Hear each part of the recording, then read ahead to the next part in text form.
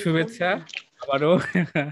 বারবার রেকর্ডিং বন্ধ করে চালু করতে হচ্ছে। আপনাদের স্বাগত জানাচ্ছি, আপনাদের হোস্ট দোস্ত এবং কাছের মানুষ সবুজ ভাইয়ের মতো ছেঁড়া বেড়া অবস্থা না হয়ে আমাদের অবস্থা খুবই ভালো, আলহামদুলিল্লাহ। আমরা আমাদের জায়গা থেকে বিচ্ছিন্ন হয়নি, তারই প্রমাণস্বরূপ এই ক্লাস। এবং আজকের ক্লাসে আমরা মোটামুটি একটা সাইট বিল্ড করব। কথা না বাড়াই সরাসরি ক্লাসের মূল বিষয়বস্তুতে চলে যায়, যেমনটি আমি হোয়াটসঅ্যাপে লিখেছিলাম। তো আমি আমার ক্রোম ব্রাউজার, যেটা আমি অলরেডি ওপেন করে রেখেছি, আমি এখন যেটা স্ক্রিনে দেখতে পাচ্ছেন সেটার নাম হচ্ছে ইনভাটো এলিমেন্টস। তো ইনভাটো আপনারা হয়তোবা জানেন, ইনভাটো একটা বিশাল একটা কোম্পানি, ডিজিটাল কোম্পানি, যেটাকে আমরা বলা হচ্ছে যে বেসিক্যালি টেমপ্লেটস, গ্রাফিক্স, তারপরে হচ্ছে প্লাগইনস, বিভিন্ন ধরনের ভ্যারাইটি অফ আইটেমস এখান থেকে আপনারা পারচেস করতে পারেন। যেমন আপনারা নাম শুনেছেন থিম ফরেস্ট, কোড কায়নন, এরকম অনেকগুলো কোম্পানির মালিক হচ্ছে ইনভাটো। মানে ইনভাটো হচ্ছে মাদার কোম্পানি, আর এর অধীনস্থ অনেকগুলো কোম্পানি আছে। তো ইনভার্টার এলিমেন্টস তাদের ভেতরে একটা, যে ইনভার্টার এলিমেন্টস এর মাধ্যমে বিভিন্ন জায়গায় যে সমস্ত জিনিসগুলো বিক্রি হয়, ইনভার্টার এলিমেন্টস বলে যে তুমি আমার সাবস্ক্রিপশন কেনো, তাহলে তুমি ওই সমস্ত হাজার হাজার লক্ষ লক্ষ থিমস টেমপ্লেটের ভেড়ে আমি কিছু জিনিস তোমাকে ফ্রিতে দিব, মানে ডাউনলোড করতে পারবো। যেমন ডাউনলোডের বাটন আছে, এটা তখনই সম্ভব যখন আপনি ইনভার্টার এলিমেন্টস এর সাবস্ক্রিপশন প্রত্যেক মাসে আপনি পে করবেন। তো আমি যেমন এটা সাবস্ক্রিপশন কিনেছি, সেই জন্য আমি এখান থেকে সার্চ দিয়ে যে কোনো ধরনের, এমনটি না যে আমার থিম ফরেস্টে যা আছে সবগুলোই আমি এখানে পাবো। থিম ফরেস্টে এই থিমটা আছে, এই যে এই থিমটা যদি আমি থিম ফরেস্টে সার্চ দেই, তাহলে কিন্তু এই থিমটা আপনারা পাবেন। এই যে দেখেন, এই থিমটার দাম হচ্ছে $59। তো অ্যাকচুয়ালি আমাকেও টাকা দেওয়া লাগছে, তার কারণে আমি এখানে অ্যাক্সেস পেয়েছি এবং এটার আমি ডাউনলোড করতে পারবো। তার মানে একটা থিম যেটা আমরা ব্যবহার করব, এটার নাম হচ্ছে ডিভেনপোর্ট, এবং এইটা blog and magazine WordPress theme. Basically আজকে আমরা একদম স্ক্র্যাচ থেকে শুরু করে সাইটটা রেডি করার চেষ্টা করব, আর আমাদের মূল উদ্দেশ্যটা হচ্ছে অ্যাফিলিয়েট মার্কেটিং এর জন্য সাইটটাকে রেডি করা। এখানে দু তিনটা বিষয় আমরা কাভার করব। তার ভেতরে একটা হচ্ছে যে এই সাইটটা কেন আমরা তৈরি করছি এবং কোন কোন কাজে এই সাইটটা ব্যবহার হতে পারে। তো আমরা আগে কাজটার কথা বলি, যে কোন কাজে ব্যবহার হতে পারে। যেমন আমরা যদি বাংলায় লিখি, যেহেতু বাংলা বলতে লিখতে ভালোবাসি সেজন্য বাংলাতে লিখছি। প্রথমত আমরা অ্যাডসেন্স নিয়ে কাজ করতে পারবো, অ্যাডসেন্স। দ্বিতীয়ত আমরা হচ্ছে অ্যাফিলিয়েট অ্যাফিলিয়েট করতে পারবো। 3 নাম্বার হচ্ছে আমরা drop shipping drop shipping shipping করতে পারবো। আরেকটা কাজ আমরা করতে পারবো, সেটা হলো যে আচ্ছা, আপাতত 3টা থাক, বেশি খাইলে বদহজম হবে।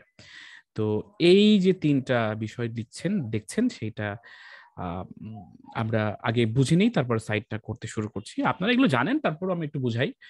অ্যাডসেন্স হচ্ছে গুগল দ্বারা নিয়ন্ত্রিত একটা প্রসেস, যেটার মাধ্যমে আমার সাইটে আমি বিজ্ঞাপন দেখানোর মাধ্যমে আমি হচ্ছে ইনকাম করতে পারবো। ফর এক্সাম্পল হিসাবে যদি আমরা প্রথম আলো .com-এ যাই, যদিও প্রথম আলোতে মনে হয় অ্যাডসেন্সের বিজ্ঞাপন নেই, তারপর আমি যাচ্ছি, এখানে আমার অ্যাড ব্লকার চালু করা আছে, আমি প্রথম আলোটাকে রিলোড দেই। আরেকটা সাইটে যাই, সেটা হচ্ছে বাংলা নিউজ, ঠিক আছে, BD news, BD news, BD news 24.com, ঠিক আছে, 2টা সাইটে যাই। ওকে, সো এই সাইটে গেলাম। এটা মূলত নিউজ পোর্টাল। বেসিক্যালি আমাদের মূল উদ্দেশ্য নিউজ পোর্টাল তৈরি করা না, খবর, বিভিন্ন দেশের খবর, বিদেশের খবর এগুলো দেওয়া না, আমাদের উদ্দেশ্যটা ভিন্ন। বাট অ্যাডসেন্সটা বোঝানোর জন্য আমি সাইটটাতে ভিজিট করাচ্ছি। আমাদের একটু নেটওয়ার্ক স্পিড স্লো, সেজন্য এগুলো লোড হতে সময় নিচ্ছে। ওকে, সো আমি একটা যে কোনো ইয়াতে যাই। এই যে ফাঁকা জায়গাগুলো দেখতেছেন, এই জায়গাগুলোতে বিজ্ঞাপন আসার কথা, কোনো কোনো সময় আসবে, কোনো কোনো সময় আসবে না। আপনারা হয়তোবা সাইট, এই যে দেখেন নিচের দিকেও কিন্তু একটা জায়গা, যে সাদা যে জায়গাটা, সেটাও কিন্তু, এটাও বিজ্ঞাপনের জায়গা। বিজ্ঞাপনগুলো কোনো কোনো সময় আসে, কোনো কোনো সময় আসে না। এটা ওই সার্ভারের উপরে নির্ভর করে। তো আমি যেটা বোঝাতে চাচ্ছিলাম আপনাদের যে এই যে অ্যাডসেন্স যেটা, আমি যে সাইটটা বানাবো এই থিম দিয়ে, এই সাইটটার ভেতরে যেন আমি একটা সময় এই অ্যাডসেন্স গুগলের কাছে আবেদন করে অ্যাপ্রুভ নিয়ে আমার সাইটে যেন অ্যাড দেখিয়ে ইনকাম জেনারেট করতে পারি।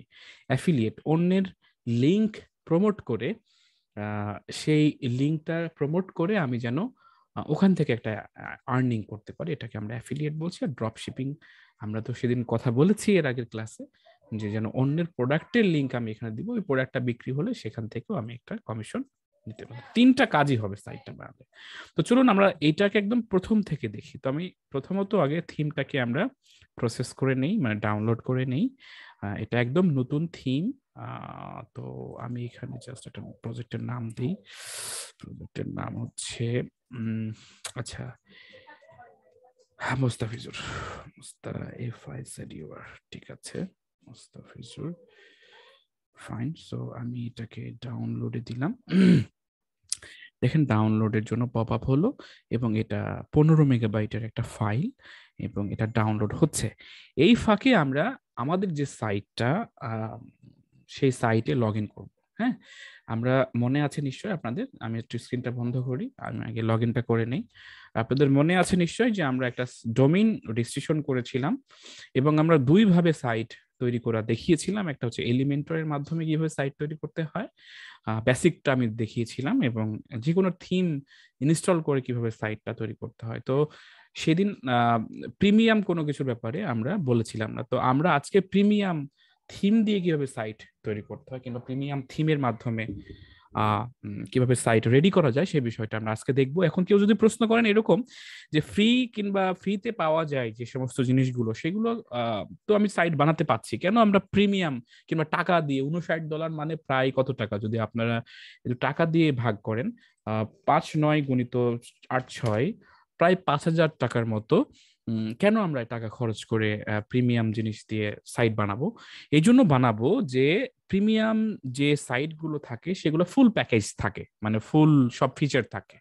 আমার যেটা যেটা দরকার সেটা সেটা নিয়ে আমি সেটাকে ব্যবহার করে আমি সুন্দর একটা চিত্তাকর্ষক লোকেটিভ সাইট আমি তৈরি করতে পারবো। কিন্তু ফ্রিতে অনেক সীমাবদ্ধ থাকে, মানে সীমাবদ্ধতা থাকে, সেখানে এই করা যাবে না, ওই করা যাবে না, এরকম সমস্যা থাকে। সেই জন্য আমরা কি করব, প্রিমিয়াম থিম ব্যবহার করব। তো আমরা নিশ্চয়ই আপনাদের মনে আছে লাইফ র্যাপার নামের একটা সাইট আমরা রেজিস্ট্রেশন করেছিলাম, সেই সাইটটাতেই আমরা অলরেডি লগ ইন করে ফেলেছি। লগ ইন করার পর আমরা এখন যেটা করব সেটা হলো যে কন্ট্রোল প্যানেল থেকে ওই সাইটের ওয়ার্ডপ্রেস ইনস্টলটা করে ফেলবো, যদিও আমাদের এর আগে ওয়ার্ডপ্রেস ইনস্টল করা আছে। তো আমরা দেখতে পাচ্ছি কন্ট্রোল প্যানেল, এবং এই কন্ট্রোল প্যানেলটা বেসিক্যালি হচ্ছে ডাইরেক্ট অ্যাডমিন কন্ট্রোল প্যানেল। অনেকের সি প্যানেল ব্যবহার করতে পারেন। সি প্যানেল বলতে কন্ট্রোল প্যানেলের আরেকটা কোম্পানি আছে যেটার নাম হচ্ছে সি প্যানেল, আর এই যে কোম্পানিটা আমরা এখন ব্যবহার করছি সেটার নাম হচ্ছে ডাইরেক্ট অ্যাডমিন। তো দেখতে খুব একটা পার্থক্য না হলেও কাজগুলো প্রায় একই। তো যাই হোক, আমরা এটা লগ ইন করেছি এবং লগ ইন আপনারা দেখতে পাচ্ছেন তো, মনে হয় কন্ট্রোল প্যানেলটা দেখতে পাচ্ছেন, শোনা যায়? হ্যালো? জি ভাইয়া, দেখতে পাচ্ছি। আচ্ছা, ওকে। এই আপনারা অন্যরা কথা বলেন, না হলে মজা পাবো না, ক্লাস নিতে নিতে বোরিং হয়ে যাবে, কথা বললেন মাঝে মধ্যে জিজ্ঞেস করলে।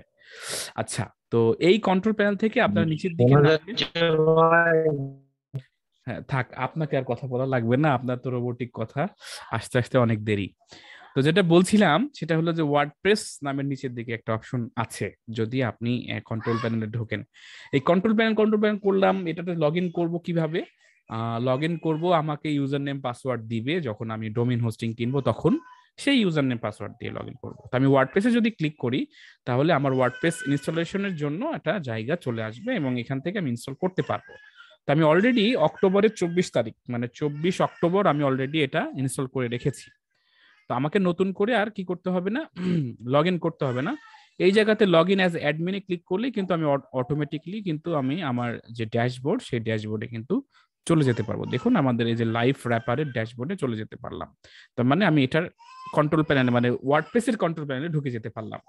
এখন যদি আমার এখানে ওয়ার্ডপ্রেসের ইউজার নেম দেখেন, ওয়েব অ্যাডমিন দেওয়া আছে, পাসওয়ার্ড দেওয়া আছে। আমি যখন ওয়ার্ডপ্রেস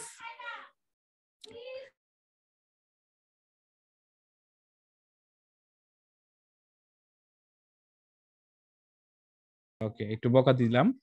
তো যাই হোক, যেটা বলছিলাম সেটা হলো যে এই কন্ট্রোল প্যানেলটা হচ্ছে সি প্যানেল, মানে আপনার ওয়েবসাইটের যত ধরনের ফাইল সেগুলো এখানে থাকবে। আর এই কন্ট্রোল প্যানেলটা হচ্ছে ওয়ার্ডপ্রেসের। দুটো কন্ট্রোল প্যানেল কিন্তু আলাদা, গুলিয়ে ফেলবেন না। একটা কন্ট্রোল প্যানেল দিয়ে আপনি সকল ফাইল ম্যানেজ করতে পারবেন, আর আরেকটা কন্ট্রোল প্যানেল দিয়ে আপনি আপনার সাইট ম্যানেজ করতে পারবেন। তবে এই যে ফাইল ম্যানেজ করার যে প্যানেলটা, সেটার তেমন একটা দরকার হয় না। মানে এটা প্রথমবার ওয়ার্ডপ্রেস ইনস্টল দেওয়ার সময় প্রয়োজন হয়, এরপরে আর এই প্যানেলটার দরকার হয় না। দুটো প্যানেলেরই ইউজার নেম পাসওয়ার্ড আপনাকে সংরক্ষণ করে রাখতে হবে, তাতে করে যে কোনো সময় যেন আপনি এই প্যানেলগুলোতে লগ ইন করতে পারেন। তো আমি যে ড্যাশবোর্ডটা দেখাচ্ছি এখন, সেটা হচ্ছে ওয়ার্ডপ্রেসের ড্যাশবোর্ড। এই ওয়ার্ডপ্রেসের ড্যাশবোর্ডে আসতে হবে কিভাবে, লগ ইন করতে হবে কিভাবে, সেটা আমি দেখিয়েছি। যে আমি জাস্ট সি প্যানেল থেকেই এখান থেকে যে এই অ্যাডমিনে ক্লিক করে চলে আসলাম। এছাড়াও আমি যদি অন্য ব্রাউজার দিয়ে যদি আপনাদের দেখাই, যে আমি একটা অন্য ব্রাউজার ওপেন করে ওই সেম লিঙ্কই যদি এখানে ওপেন করি, তাহলে আমাকে বলবে যে তুমি ইউজার নেম দাও, পাসওয়ার্ড দাও। এই ইউজার নেম পাসওয়ার্ড কোনটা? আপনারা অনেক সময় দেখবেন যে সব সময় সে মনে করে তার ইমেলের ইউজার নেম পাসওয়ার্ডই মনে হয় সব জায়গাতে। অ্যাকচুয়ালি তা না। আমি যখন ওয়ার্ডপ্রেসটা ইনস্টল করেছিলাম, তখন নিশ্চয়ই একটা ইউজার নেম এবং পাসওয়ার্ড দিয়েছিলাম। সেই ইউজার নেম পাসওয়ার্ডই আমাকে দিতে হবে। তো সেই ইউজার নেম পাসওয়ার্ড দেওয়ার পর লগ ইন বাটনে ক্লিক করলে এরকম ড্যাশবোর্ড আপনি ওপেন করতে পারবেন, যেটা আপনারা এখন দেখতে পাচ্ছেন। তো আমরা এই ড্যাশবোর্ড পেয়ে গেছি। এখন এই ড্যাশবোর্ড থেকে এখন আমরা সেই দিন যখন আমরা কাজ করছিলাম, তখন এরকম একটা ব্ল্যাঙ্ক সাইট আমরা দিয়ে রাখছিলাম। তো আমরা এখন যেটা করব সেটা হলো যে, আমরা মনে করেন এটা আগের একটা ওয়ার্ডপ্রেস ইনস্টল করা আছে, আমি এটাকে রিসেট দিতে চাই। মানে মোবাইল যখন হ্যাং করে কিংবা প্রবলেম হয় তখন যেমন রিসেট দিয়ে দিই, ঠিক তেমনি এটা আমরা রিসেট দিতে পারবো, কারণ আমার আগের ডাটার কোনো প্রয়োজন নাই। সেই জন্য আমি অ্যাড প্লাগইনে ক্লিক করলাম, প্লাগইন থেকে এসে অ্যাড প্লাগইন, এবং এখানে দিলাম RESET, রিসেট নামের একটা প্লাগইন আমরা ইনস্টল করব। তো সেজন্য রিসেট নামের প্লাগইনটা আমি অলরেডি হচ্ছে করেছি, যে WP রিসেট নামের একটা প্লাগইন অলরেডি আমাদের এখানে আছে, আমরা সেটাকে অ্যাক্টিভ করে ফেলেছি। এরপর আমরা টুলস এর ভেতর থেকে দেখবেন WP রিসেট নামের একটা নতুন অপশন তৈরি হয়েছে, ওইটাকে অ্যাক্টিভ করার কারণে। তো এই নিচের দিকে যখন আমরা নামবো, তখন দেখবেন যে এখানে রিসেট লিখতে বলতেছে, RESET, এবং রিসেট সাইট। এখন রিসেট সাইট করলে কি হবে, এটা একটা ওয়ার্নিং দেখাচ্ছে। রিসেট করলে হবে কি, যে আপনার আগের যত ধরনের ডাটা, তথ্য, যা যা কাজ করেছেন সবগুলো রিমুভ হয়ে নতুন করে যেরকম করে ওয়ার্ডপ্রেস ইনস্টল দিলে যা হয় সেটা হবে। যেহেতু আমরা নতুন করে কাজ শুরু করতে চাচ্ছি, এখানে ওয়ার্নিং হচ্ছে আপনি খুব কষ্ট করে একটা সাইট বানিয়েছেন, আবার এরকম রিসেট দিলে কিন্তু সব জলে চলে যাবে যদি ব্যাকআপ না থাকে।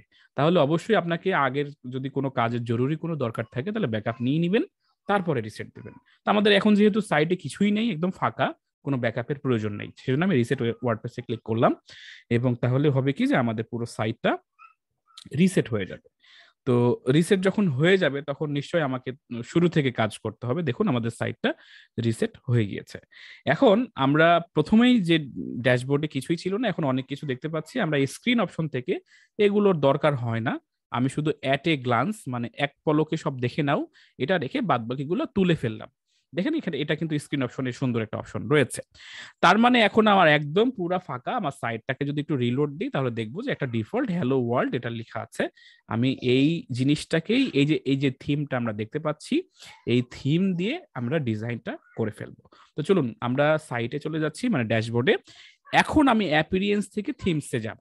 বলে স্যার দ্রুত এখানে ওখানে যাচ্ছেন, মনে যদি না থাকে, মনে থাকার দরকার নাই, এগুলো আমি জানি বিধায় আমি দ্রুত যেতে পারছি। আপনারা জানেন না কোন অপশনে কোথায় গেলে কি হবে, সেজন্য আপনার কাছে কঠিন মনে হতে পারে। তবে তো দুই একটা থিম যখন আপনি থিমস প্লাগইনস নিয়ে কাজ করতে শুরু করবেন, তখন এগুলো আপনার কাছে খুবই সহজ লাগবে আর কি। এখন পর্যন্ত ইট টানা ছাড়া আর কিছুই আপনাদের শেখানো হয়নি। ইট টানা বুঝেন, যে মনে করেন একটা ইটের স্তূপ আছে, আপনাকে বলা হলো ওই জায়গা থেকে ইট নিয়ে এই জায়গাতে রাখো, এটা তো স্কিলের কোনো প্রয়োজন নাই। হুম। তো এখন পর্যন্ত আপনাদের কোনো স্কিলের কোনো দক্ষতার কোনো দরকার এখনো হয় নাই। জাস্ট কিছু কিছু অপশন আপনাকে মুখস্থ রাখতে হবে, যে এখানে এই পাওয়া যায়, ওখানে এই পাওয়া যায়, ব্যাপারটা বারবার দেখলে আপনাদের মুখস্থ হয়ে যাবে। ওকে, সো আমরা এখন এখানে থিমটা ইনস্টল করব, সেই জন্য থিমসে এসে অ্যাড নিউতে ক্লিক করব। অ্যাড নিউতে ক্লিক করব মানে তার থিমস ইনস্টল করব মানে জামা পরাবো। এই সাইটটা তো একটা সাদামাটা সাইট, এই সাইটে জামা পরাবো, সুন্দর একটা ডেকোরেটেড জামা পরাবো। তো আমরা এখানে অলরেডি ফ্রি থিম অনেক দেখতে পাচ্ছি, এখানে অনেক ফ্রি থিম রয়েছে। তবে আমরা যে ডাউনলোড করলাম কিছুক্ষণ আগে, সেই থিমটার ভেতরে আরো অনেকগুলো ফাইল আছে, সেটা জিপ করা আছে, দেখতেই পাচ্ছেন। চাইল্ড থিম, তারপরে ডেভেনপোর্ট, তারপরে যে ডেভেনপোর্ট জিপ ফাইলটা আছে, মানে এইটা কিন্তু আলাদা আলাদা ফোল্ডার করা আছে। তার মানে আমাকে অবশ্যই এই ফাইলগুলোকে এক্সট্রাক্ট করতে হবে আগে, কারণ যে আমি যদি আগে এক্সট্রাক্ট না করি তাহলে এই ফাইলের ভিতর থেকে আমার থিমগুলো ইনস্টল হবে না। মানে আমি সব একসাথে ডাউনলোড করেছি, এখন এর ভিতর থেকে যে মূল থিমটা সেটা বের করে আমাকে ইনস্টল দিতে হবে, সেজন্য আমরা এটাকে এক্সট্রাক্ট করব। তো যারা জিপ আনজিপ বোঝেন না তাদের জন্য দুঃসংবাদ হচ্ছে, এখন আমি এটা শেখাবো না, কারণ জিপ আনজিপ খুবই বেসিক একটা কাজ। তো সেই ক্ষেত্রে আমি যেটা দরকার সেটা আমি জাস্ট আমার ডেস্কটপে টেনে ছেড়ে দিলাম। আমি এই তো, তাহলে আমাদের মোটামুটি দুটো ফাইল আমাদের ডেস্কটপে রেখে দিয়েছি। এখন আমি যেটা করব, আবারও ড্যাশবোর্ডে আমরা ফিরে যাব, যেখান থেকে আমরা চাচ্ছি যে আমরা ড্যাশবোর্ডে চাচ্ছি যেখানে আমরা অ্যাড থিমে ছিলাম। এই যে অ্যাড থিম, আপলোড থিম বলে একটা উপরে অপশন রয়েছে, এই আপলোড থিম থেকে আমরা যেটা ডেস্কটপে কিছুক্ষণ আগে টেনে ছেড়ে দিলাম, এই যে দেখেন ডেভেনপোর্ট, এইটাকে আমরা ওপেন করে জাস্ট ইনস্টল নাওতে ক্লিক করব, মানে ওই জিপ ফাইলটা আমরা এখানে ইনস্টল করবো। দেখুন এখানে বলতেছে যে এটা ইনস্টল হয়ে গেছে, তুমি এটা চাইলে অ্যাক্টিভ করতে পারো। তো আমি অ্যাক্টিভ করতে চাচ্ছি না, অ্যাক্টিভ করতে চাচ্ছি না এই জন্য যে আমার এই ডেভেনপোর্ট যে থিমটা রয়েছে, যে এই থিমটা এখন এখানে আমাদের চলে আসলো, এই থিমটার একটা চাইল্ড থিম আছে। কেন আমি চাইল্ড থিমটা অ্যাক্টিভ করবো সেইটা আগে একটু বোঝার চেষ্টা করি, তাহলে প্রপারলি আপনারা শিখতে পারবেন, যদিও এগুলা নেসেসারি না। চাইল্ড থিমটা এর জন্য অ্যাক্টিভ করবো যে ধরেন আজকে এই থিমটার ডিটেলসে যদি আমি ক্লিক করি, এই থিমটার ভার্সন হচ্ছে 1.3, এই থিমটার আরো আপডেট আসলো, সুন্দর আরো ডিজাইন চেঞ্জ হলো। তো তখন আপনি যদি আপডেট করেন তাহলে রানিং যে সাইটটা আপনার থাকবে সেটা ডিজাইনটা পরিবর্তন হয়ে যাবে, কিংবা ভেঙে যেতে পারে, সাইটটার ডিজাইনটা নষ্ট হয়ে যেতে পারে। তো আমি এইটাকে আপডেট করতেও চাই, আবার সাইটটাও ঠিক রাখতে চাই, তাহলে আমি কি করব? তাহলে এই থিমটা আপডেট হোক, যাই হোক তাই হোক, এটার সংযুক্তকারী একটা থিম যেটাকে আমরা চাইল্ড থিম বলি, এটা মাদার থিম, আর চাইল্ড থিমও প্রত্যেকটা প্রিমিয়াম থিমের সাথে দেওয়া থাকে। সেই চাইল্ড থিমটা অ্যাক্টিভ করলে মাদার থিম থেকে সকল কিছু দেখাবে, কিন্তু মাদার থিম যদি আপডেট হয়, আমরা যে ডিজাইনের পরিবর্তনগুলো করেছি সেগুলোর কোনো পরিবর্তন হবে না। নিশ্চয়ই বুঝতে পেরেছেন। তো আমরা চাইল্ড থিম অলরেডি ডেস্কটপে ওইটাকে আমরা এক্সট্রাক্ট করে রেখেছি, তো আমরা চাইল্ড থিমটাও ইয়া করব, আপলোড করে দিব। তো সেই জন্য আমরা আবারও অ্যাড নিউতে ক্লিক করলাম, আপলোড থিমে গেলাম, এবং চুজ ফাইলে গিয়ে এখানে দেখুন চাইল্ড থিম বলে একটা ফোল্ডার রয়েছে, আমি আগে থেকে এটা ওই ফোল্ডার থেকে বের করে রেখেছি। আমি চাইল্ড থিমটাকে সিলেক্ট করে জাস্ট আমি ইনস্টল নাওতে ক্লিক করলাম, এবং এইটাকে আমরা অ্যাক্টিভ করব। এইটাকে অ্যাক্টিভ করার সঙ্গে সঙ্গে আমার মাদার থিমটাও অ্যাক্টিভ হবে এবং চাইল্ড থিমটাও অ্যাক্টিভ হয়ে যাবে। দেখুন, ওয়েলকাম টু ডেভেনপোর্ট ভার্সন 1.0। আমাদের এটা এই ডেভেনপোর্টের আবার একটা নির্দিষ্ট প্যানেল রয়েছে, সেটা ওপেন হয়েছে ড্যাশবোর্ডের ভেতরেই। এই যে দেখুন এখানে অ্যাপিরিয়েন্সের ভেতরে থিম ড্যাশবোর্ড বলে একটা অপশন রয়েছে, সেই থিম ড্যাশবোর্ড এটা ছিল না আগে, এখন এটা চলে আসছে। এরপরে বলতেছে যে আমাদের কিছু স্টেপ পালন করতে বলতেছে। প্রথম স্টেপে বলতেছে যে আমাদের এই যে রিকোয়ার্ড যে প্লাগইন গুলো আছে, মানে এই থিমটা চালাতে গেলে তোমার মানে এই জামাটা তোমাকে পরতে হলে বোতাম লাগাতে হবে, টাই লাগাতে হবে, তাহলে তোমার সুন্দর লাগবে। এই বোতাম টাই গুলা হচ্ছে প্লাগইনস।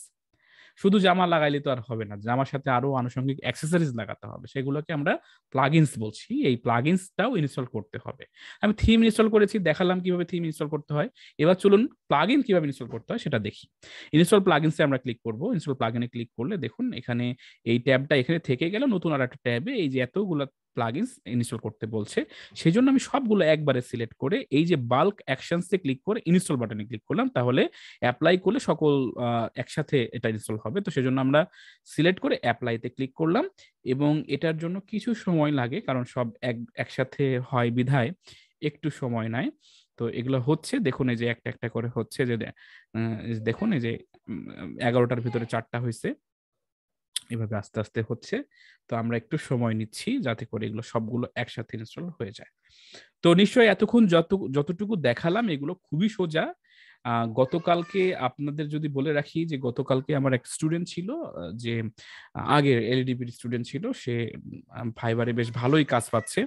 তো মাঝে মধ্যে আমাকে নক দেয়। কালকে একটা ছোট্ট কাজ পেয়েছিল, সেটার কাজ হলো যে এরকম থিম ক্লায়েন্ট কিনে দিবে, এবং তার এখন বর্তমানে যে সাইট রয়েছে সেই সাইটের কন্টেন্ট গুলো ঠিক রেখে ওই থিমের ডিজাইনটাতে রিপ্লেস করে নিবে, যেটাকে আমরা কাস্টমাইজেশন বলি এবং ডেমো ইম্পোর্ট বলি, মানে আগের থিমটাকে বদলিয়ে নতুন থিম লাগানো আর কি।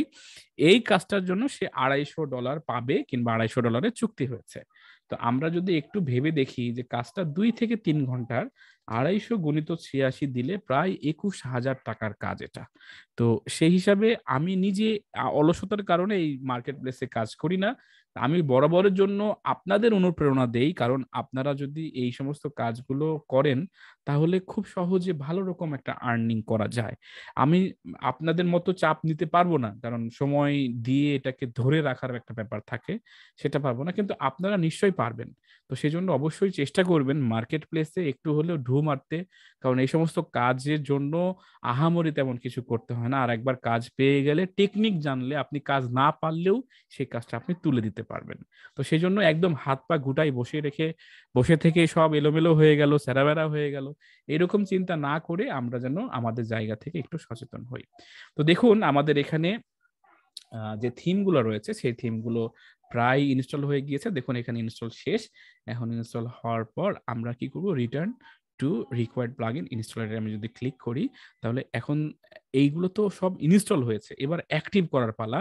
সেজন্য আমরা আবারও সিলেক্ট করব, এবার অ্যাক্টিভ বাটনে ক্লিক করে, মানে আগে ছিল ইনস্টল, এরপর আমরা অ্যাক্টিভ করে এবার অ্যাপ্লাই করে দিব। তো অ্যাপ্লাই করলে হবে কি যে আমাদের যে থিমগুলো রয়েছে সব থিমগুলো আমাদের অ্যাক্টিভ হয়ে গিয়েছে। তো এইবার আমরা যদি ড্যাশবোর্ডে ক্লিক করি, ড্যাশবোর্ডে ক্লিক করলে দেখুন যে আমাদের একটু সময় নিচ্ছে, কারণ অনেকগুলো থিম ইনস্টল হলো, অনেক কিছু হলো আর কি। তো এখানে আবারও ড্যাশবোর্ডে ক্লিক করব, এটা একটা লাইট বক্স গ্যালারি আছে সেটা দেখাচ্ছিল আর কি। তো ওকে, সো আমরা মোটামুটি এখন যদি সাইটটার অবস্থা দেখি তাহলে নিশ্চয়ই খুব একটা পরিবর্তন হয়নি, সাইটের ডিজাইনটাও চেঞ্জ কিছুটা হয়েছে, কিন্তু আমরা চাচ্ছিলাম যে ওই থিমটার মতো করে, যেটা এরকম এটা সুন্দর ডিজাইন দেখতে পাচ্ছেন, এরকম করে আমাদের ডিজাইনটা রেডি করব। তো সেই জন্য দেখুন এখানে তেমন কিছুই নেই, সেই জন্য জাস্ট উপরে এই ডেভেন পোর্ট আর হচ্ছে জাস্ট হ্যালো ওয়ার্ল্ডটা আছে, ওইটার মতোই হ্যালো ওয়ার্ল্ড, কিন্তু এটা ডিজাইনটা সুন্দর। দেখেন এখানে আমি রিড মোর বাটন পাচ্ছি। ওকে, সো আমরা এখন আবারও ড্যাশবোর্ডে চলে আসলাম। এইবার হচ্ছে মূল কাজ, যে ডেমো কন্টেন্ট গুলোকে ইম্পোর্ট করা, মানে যে ডিজাইনটা আছে সেই ডিজাইনটাকে ইম্পোর্ট করা। তো আমরা আবারও যদি অ্যাপিরিয়েন্স থেকে যাই, অ্যাপিরিয়েন্সে গিয়ে দেখেন এখানে ইম্পোর্ট ডেমো ডাটা। দেখুন এই থিমটা কিন্তু আমার এর আগে আমি ইনস্টল করিনি, তারপরেও আমার কেন মনে হলো যে অ্যাপিরিয়েন্সের ভিতরে এই ডেমো ইম্পোর্টের যে অপশনটা আছে, আপনারা তো গেস করতে পারতেন না কারণ আপনারা নতুন। আমি পারি এই জন্য যে আমি এর আগে এরকম রিলেটেড আরো 10টা থিম ইনস্টল করেছি, ইম্পোর্ট করেছি, ডেমো নিয়ে কাজ করেছি, সেই জন্য আমার একটা আইডিয়া তৈরি হয়ে গিয়েছে যে কোথায় গেলে কি পাওয়া যাবে। তো এই থিমটা নিয়ে আজকে আমি প্রথম কাজ করছি, এখন প্রথম কাজ করছি, এর আগে আমি এই থিমটা নিয়ে কাজ করিনি। তারপরেও আপনাদের সামনে আমি চাক্ষুষ করে দেখাচ্ছি এই জন্য যে কোনো কাজই মানে কঠিন না, আপনি চাইলেই করতে পারবেন। তো দেখুন আমি এখানে ইম্পোর্ট ডেমো ডাটাতে আমি ক্লিক করলাম, করার পর এখানে নিশ্চয়ই কিছু ইনস্ট্রাকশন দেওয়া আছে যে কি করতে হবে। তো এখানে খেয়াল করুন যে বলতেছে যে সবকিছুই ওকে, সার্ভার ওকে, মেমোরি লিমিট ওকে। এখন বলতেছে যে ওয়ার্ডপ্রেস মেমোরি লিমিট 40 মেগাবাইট দেওয়া আছে, মিনিমাম লাগবে 128। তো এটা একটা ব্যাপার। ম্যাক্সিমাম এক্সিকিউশন টাইম 30 সেকেন্ড করা আছে, যদিও 60 সেকেন্ড লাগে। তো এই দুইটা ওয়ার্নিং দিয়েছে, তারপরেও আমরা চেষ্টা করব যে এটা ইম্পোর্ট হয় কিনা এটা দেখার। মানে অনেক সময় হয় কি যে এইগুলো অবশ্যই আপনার সার্ভার যে জায়গা থেকে নিয়েছেন সেই জায়গা থেকে বলে এগুলো ঠিক করে নিতে হয়, তারপরেও এই এরর থাকলে অনেক সময় মানে ডেমো ইম্পোর্ট হয়ে যায়। তো যাই হোক, সার্ভার রিকোয়ারমেন্টটা আমরা দেখে ফেললাম। এরপরে বলছে থিম ডেমো ইম্পোর্ট সেটিংস। আমি চাচ্ছি যে ইম্পোর্ট ডেমো কন্টেন্ট, মানে page, post, menu, user comment সবই ইম্পোর্ট হোক। আমি চাচ্ছি উইজেট গুলো, মানে আশেপাশে যেগুলো সব ডিজাইন থাকবে সেগুলো ইম্পোর্ট হবে, এবং থিম কন্ট্রোল প্যানেল সেটিংসটাও যেন ইম্পোর্ট হয় সেটাও আমি চাচ্ছি, তিনোটাই চাচ্ছি আমি। সেজন্য আমি তিনোটাতেই টিক চিহ্ন দিলাম। এরপরে আপনাকে দেখাচ্ছে যে এখানে অনেক ধরনের জামা আছে, কোনটা বেছে নেবেন। জামা মানে ডিজাইন আছে, সেটার থেকে আপনি যে কোনো একটা বেছে নিতে পারেন এটা বলছে। তো আমরা প্রথমটাই বেছে নিছি, ডিফল্টটা।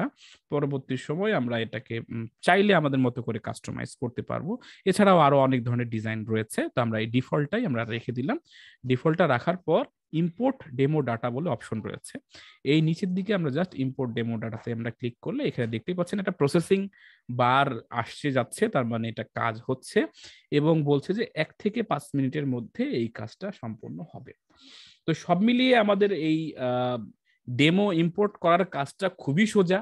আপনি যদি বুঝতে না পারেন, ভিডিওটা যদি বারবার করে দেখেন এবং একটা থিম দিয়ে দুইটা থিম দিয়ে যদি এরকম করে এক্সপেরিমেন্ট করেন, তাহলে কিন্তু আপনিও ডেমো ইম্পোর্ট করতে পারবেন। কিংবা একটা সাইটকে তুড়ি মেরে, এই যে এইভাবে তুড়ি মেরে দেখেন, আমি আপনাদের তুড়ি মেরে দেখাই যে 1 2 3, এই যে আমি একটা তুড়ি মারলাম, দেখেন এই তুড়ি মারার সঙ্গে সঙ্গে আমাদের নেট স্পিড তুড়ির সঙ্গে সঙ্গে কাজ করলো না। তবে নেট স্পিডের ব্যাপার না, আমাদের মূল যে কাজটা হয়েছে কিনা সেটা হচ্ছে ব্যাপার। এই যে liferapper.com কিছুক্ষণ আগেই একদম খালি ছিল, কিছু ছিল না, এখানে কোনো কিচ্ছু ছিল না, জাস্ট আমি একটা তুড়ি দিলাম। আর এই তুড়ি দেওয়ার কারণে, বাবা তাড়াতাড়ি আয়, মান সম্মানটা রাখ, তুড়ি মারছি অনেকক্ষণ আগেই।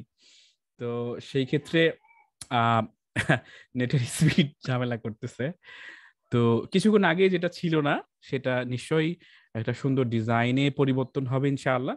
আমরা ডেমোটাও ইম্পোর্ট করে ফেলেছি, তো আমরা যখন এরকম গোল গোল ঘুরবে তখন এখানে কেটে দিয়ে আরেকবার রিলোড দিয়ে দিব, তাহলে নিশ্চয়ই আসবে। আমার একই নেটওয়ার্কে অনেকগুলো ডিভাইস চলার কারণে মাঝে মধ্যে স্পিড স্লো হয়ে যেতে পারে, সেই জন্য একটু দেরি হতে পারে। হুম,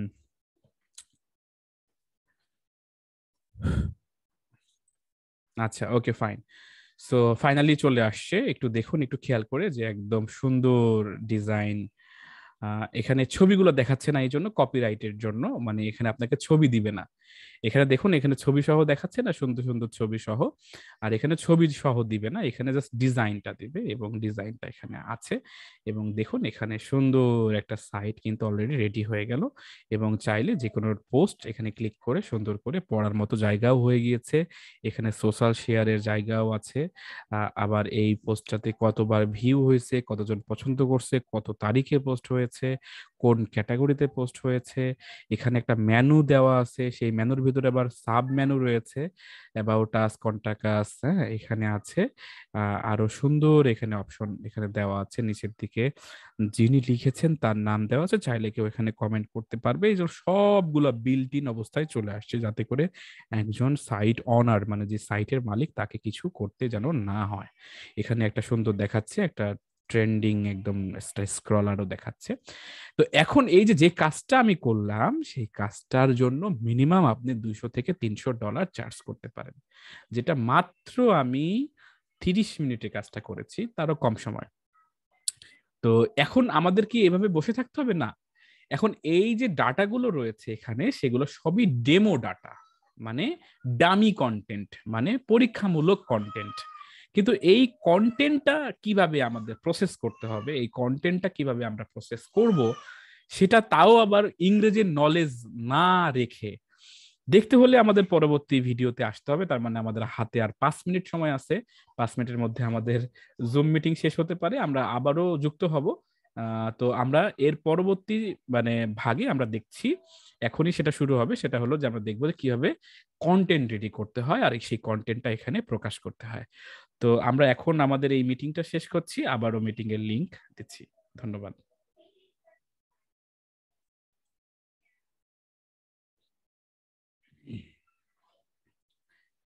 ওয়েলকাম ব্যাক।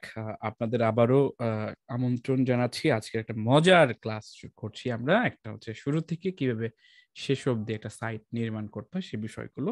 তো আপনাদের মধ্যে এখন দ্বিতীয় অংশে আমরা যেটা দেখছি সেটা হলো যে আমরা বেসিক্যালি হচ্ছে কিভাবে কন্টেন্ট তৈরি করতে হয় এবং কন্টেন্ট তৈরি করার পাশাপাশি কন্টেন্টটা কিভাবে পাবলিশ করতে হয় সেটাও আমরা দেখব। এবং নিজের সাইটের পাশাপাশি অন্যের সাইটেও আমরা এই কন্টেন্ট তৈরি করার মাধ্যমে আমরা কিন্তু একটা ভালো রকম আর্নিং করতে পারবো। একটা কন্টেন্টের জন্য মিনিমাম 400 থেকে 500, কখনো কখনো 1000 2000 টাকাও হতে পারে। ভালো কন্টেন্টের জন্য যারা সাইটের মালিক যারা রয়েছে, হাজার হাজার লক্ষ লক্ষ সাইট রয়েছে, কোটি কোটি বললেও ভুল হবে না, সেই সাইটের মালিকরা ভালো কন্টেন্ট চায়। তো আপনি সবকিছু করতে পারবেন, কিন্তু 5 মিনিট ভেবে কোনো কিছু বলতে পারবেন না। এটার একটা সীমাবদ্ধতা অনেকের আছে। যেমন দেখেন, মাঝে মধ্যে আমি কবিতা আবৃত্তি করি, মাঝে মধ্যে ফেসবুকে লেখালেখি করি। এই কাজটা অনেকেই পারবে না, কারণ তারা ওইভাবে ভাবতে পারে না। আমি যে আমার ক্রেডিট নিলাম তা কিন্তু না। একজন কবি যেভাবে সন্ধে সন্ধে কবিতা লিখতে পারে, এরকম কি সবাই পারে? পারে না। একজন মানুষকে যদি বলা হয় যে আপনি সুন্দর করে কিছুটা লিখে দেন তো অমুক টপিকে, সে খুব কষ্টে 1-2 লাইন লিখলেও পুরো একটা গল্প সে লিখতে পারবে না। তো এই যে লেখালেখি করা কিংবা কোনো কিছু তৈরি করা, ক্রিয়েশন যেটাকে বলছি আমরা, কন্টেন্ট ক্রিয়েশন, এই কাজটা কিন্তু সবার দ্বারা হয় না। তো তখন আমরা কি করি? তখন আমরা হচ্ছে বিভিন্ন টুলস অ্যান্ড সফটওয়্যারের ব্যবহার করি। যদিও এইগুলো হিউম্যান রিডেবল আগের থেকে এখন অনেক ভালো, কারণ আগে খুব রোবোটিক ছিল। এখন এটা খুব ভালো হয়েছে, এআই চলে আসার কারণে, আর্টিফিশিয়াল ইন্টেলিজেন্স। আপনি কি বলতে চান, কি করতে চান, সেটা কিন্তু আমাদের প্রোগ্রামিং বুঝতে পারছে এবং বুঝে ওইভাবে আমাদের ডেলিভার করছে আর কি। তো সেই রকমই একটা সফটওয়্যার নাম হচ্ছে স্পিন রিরাইটার। তো আপনাকে বলছে এখানে স্পিন রিরাইটার 3টা স্টেপের কথা বলছে। তুমি আগে সিঙ্গেল আর্টিকেল এখানে রিরাইট করো, তারপরে সেটাকে ওয়ার্ড এন্ড ফ্রেজেস এর ব্যাপারটা তুমি চেঞ্জ করো, এবং ইউনিক আর্টিকেল 3 নম্বর স্টেপে পেয়ে যাও। খুবই সোজা। ব্যাপারটা কিরকম, যে আপনি medium.com-এ যান, একটা খুবই পপুলার সাইট, মিডিয়াম লিখে যদি আপনি সার্চ দেন, medium.com, এই সাইটটা খুবই পপুলার। আপনারা চাইলে এটাকে অনুসরণ করতে পারেন। যারা যারা হচ্ছে কন্টেন্ট পছন্দ করেন, এগুলো আপনারা চাইলে হচ্ছে করতে পারেন। তো আমাদের এখানে মাস্ট বি, এখানে কি করতেছে যে এখানে মাস্ট বি হচ্ছে আমাদের সাইন ইন করতে হবে। তো সাইন ইন করা ছাড়াও আপনি পড়তে পারবেন, এখানে নিচের দিকে আর অনেক অপশন আছে। medium.com মূলত একটা ব্লগিং সাইট। এখানে বিভিন্ন ধরনের তথ্য থাকে, একদম লেটেস্ট আপডেট গুলো আপনি এখান থেকে পাবেন বিভিন্ন ক্যাটাগরি অনুযায়ী। ওকে, সো আমি এখান থেকে একটা, মনে করেন, the real reason Facebook is changing is name to Meta. আপনারা জানেন যে কিছুদিন আগে বেশ একটা আলোচিত বিষয় ছিল যে ফেসবুকের নাম পরিবর্তন হয়ে যাচ্ছে। তো সেই ক্ষেত্রে কেন পরিবর্তন হয়েছে, আসলে কি কারণ, এই জিনিসটা নিয়ে একটা সুন্দর আর্টিকেল এখানে লেখা হয়েছে। শুধু আর্টিকেল না, আর্টিকেলটা কি জিনিস সেইটা আগে আমরা দেখি।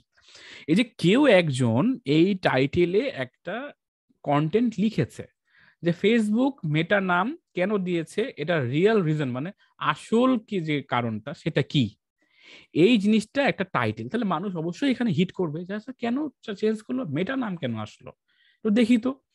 এই যে টাইটেল দিল, এই সম্পর্কিত তথ্য দিল, তথ্যর সাথে সাথে বেশ কিছু ছবি শেয়ার করলো, রিসোর্স শেয়ার করলো, লিঙ্ক শেয়ার করলো যে অমুক জায়গায় এই কথাটা বলেছে অমুকজন, এই পুরো জিনিসটাকেই আমরা বলছি আর্টিকেল। নিশ্চয়ই বুঝতে পেরেছেন, আর্টিকেল কিংবা কন্টেন্ট। ওকে, তো এই কন্টেন্ট লিখিত ভাবেও হতে পারতো, হতে পারে, লিখিত ভাবেও কন্টেন্ট হতে পারে, অথবা কেউ একজন এরকম একটা কন্টেন্ট লিখে দিয়েছে, কেউ একজন সেটার ভয়েস দিয়েছে, রেকর্ড করেছে, কেউ একজন আবার ওই ভয়েসের সাথে সাথে মিল রেখে বিভিন্ন ভিডিও কালেক্ট করেছে, আবার কেউ একজন সেই ভিডিও ভয়েস এক জায়গাতে করে এডিট করে ইউটিউবে প্রকাশ করেছে।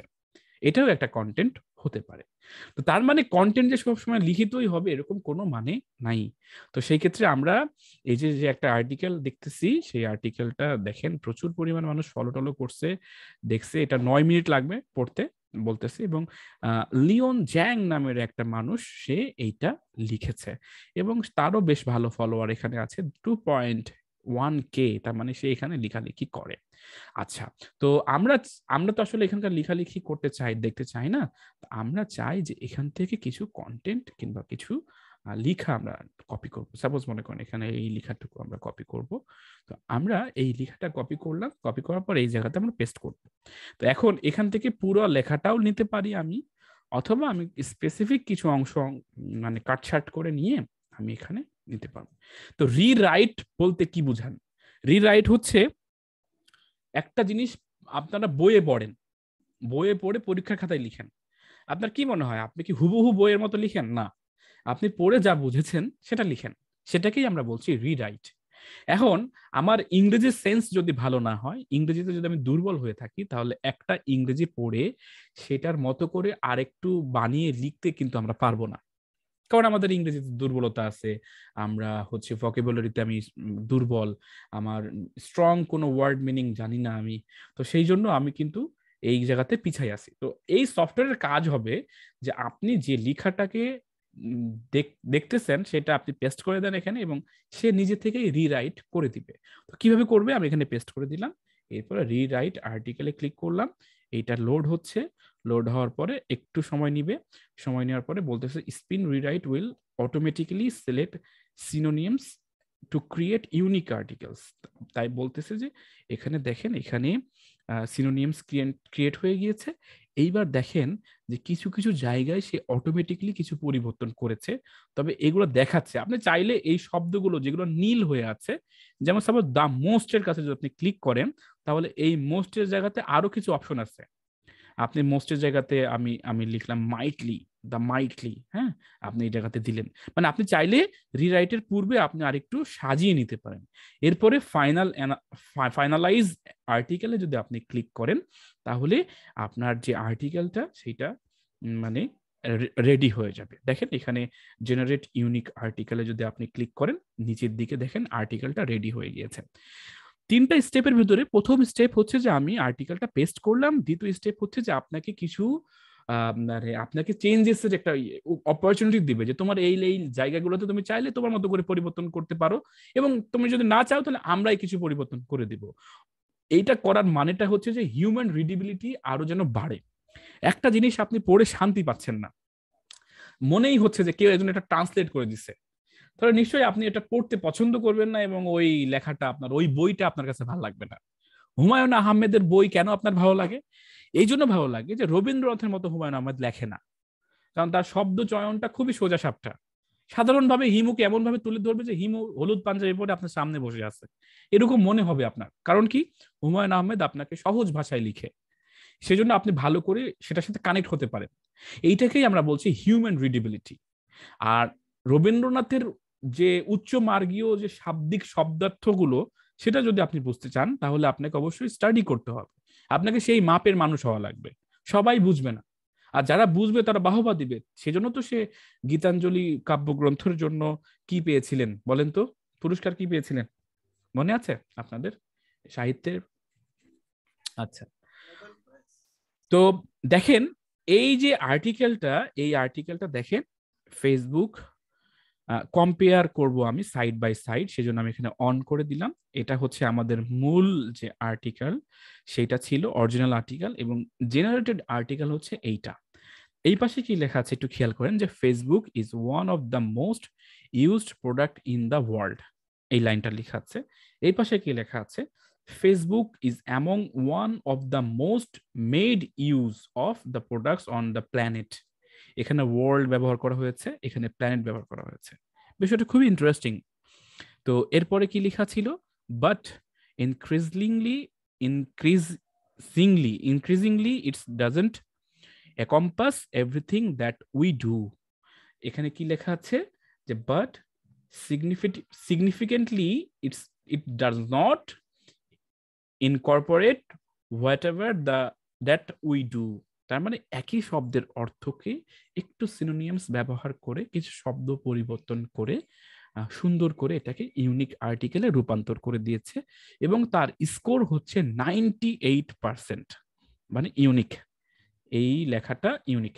এখন ইউনিক কি জিনিস, ইউনিকটা কেন বলতেছি, আপনি যদি একটা কন্টেন্ট কপি করে আপনার যে সাইট রয়েছে সেই সাইটে, যে সাইটটা আছে সেই সাইটে আপনি প্রকাশ করে দেন, গুগলের এরকম অনেক সফটওয়্যার আছে, সে ধরে নিবে যে এই আর্টিকেলটা এই জায়গার থেকে কপি করে নিয়ে আসছে, তার মানে তুমি ভংচং, আর তুমি ভংচং আর আমি তোমাকে টাকা দেবো, যাও ভাগো, ব্ল্যাক লিস্টে থাকো। আপনি নিজের মতো করে লিখে প্রকাশ করছেন, সেটাকে লিখছেন, প্রকাশ করছেন, তাহলে আপনি একটা ইউনিক কন্টেন্ট লিখলেন, এটা কোথাও লেখা নাই। এটাকেই বলা হচ্ছে ইউনিক আর্টিকেল কিংবা ইউনিক কন্টেন্ট। নিশ্চয়ই বুঝতে পেরেছেন ব্যাপারটা। তো এই যে দেখেন এখানে কিন্তু শুধুমাত্র রিরাইটই না, এই জায়গাতে গ্রামারলিও কিন্তু ইউজেস, এখানে ইউজেস, এই যে আমি গ্রামারলি ইনস্টল করে রেখেছি, সেটা আরেকটা সফটওয়্যার, সেদিকে আর যাচ্ছি না। এরকম প্রচুর কয়েকটা টুলস নিয়ে আপনাদের স্টাডি করতে হবে। তার ভিতরে যে স্পিন রিরাইটার নামের যে টুলসটা, সেটার একটা মজার কাজ কিন্তু আপনাদের দেখিয়ে দিলাম। তো এটা আপনাদের কাছে কি মনে হচ্ছে, মজা না? এখন আপনি চাইলে এখানে ডক ফাইলে এটাকে সেভ করতে পারবেন, যে এই যে ডক ফাইলেও সেভ করতে পারবেন, চাইলে আপনি এটাকে কপি করতে পারবেন, ডাউনলোড করে রাখতে পারবেন, আপনি যা চান সেভাবে আপনি সুন্দর করে এখান থেকে কপি করে আপনার যেখানে পোস্ট করার দরকার সেই পোস্টটা আমরা কিছুক্ষণের মধ্যে দেখবো কিভাবে পোস্ট করতে হয়। তবে এই জিনিসটা কি আপনারা বুঝছেন কিনা, কিংবা এই ব্যাপারে কোনো প্রশ্ন আছে কিনা আমাকে করতে পারেন। প্রশ্ন আছে কি?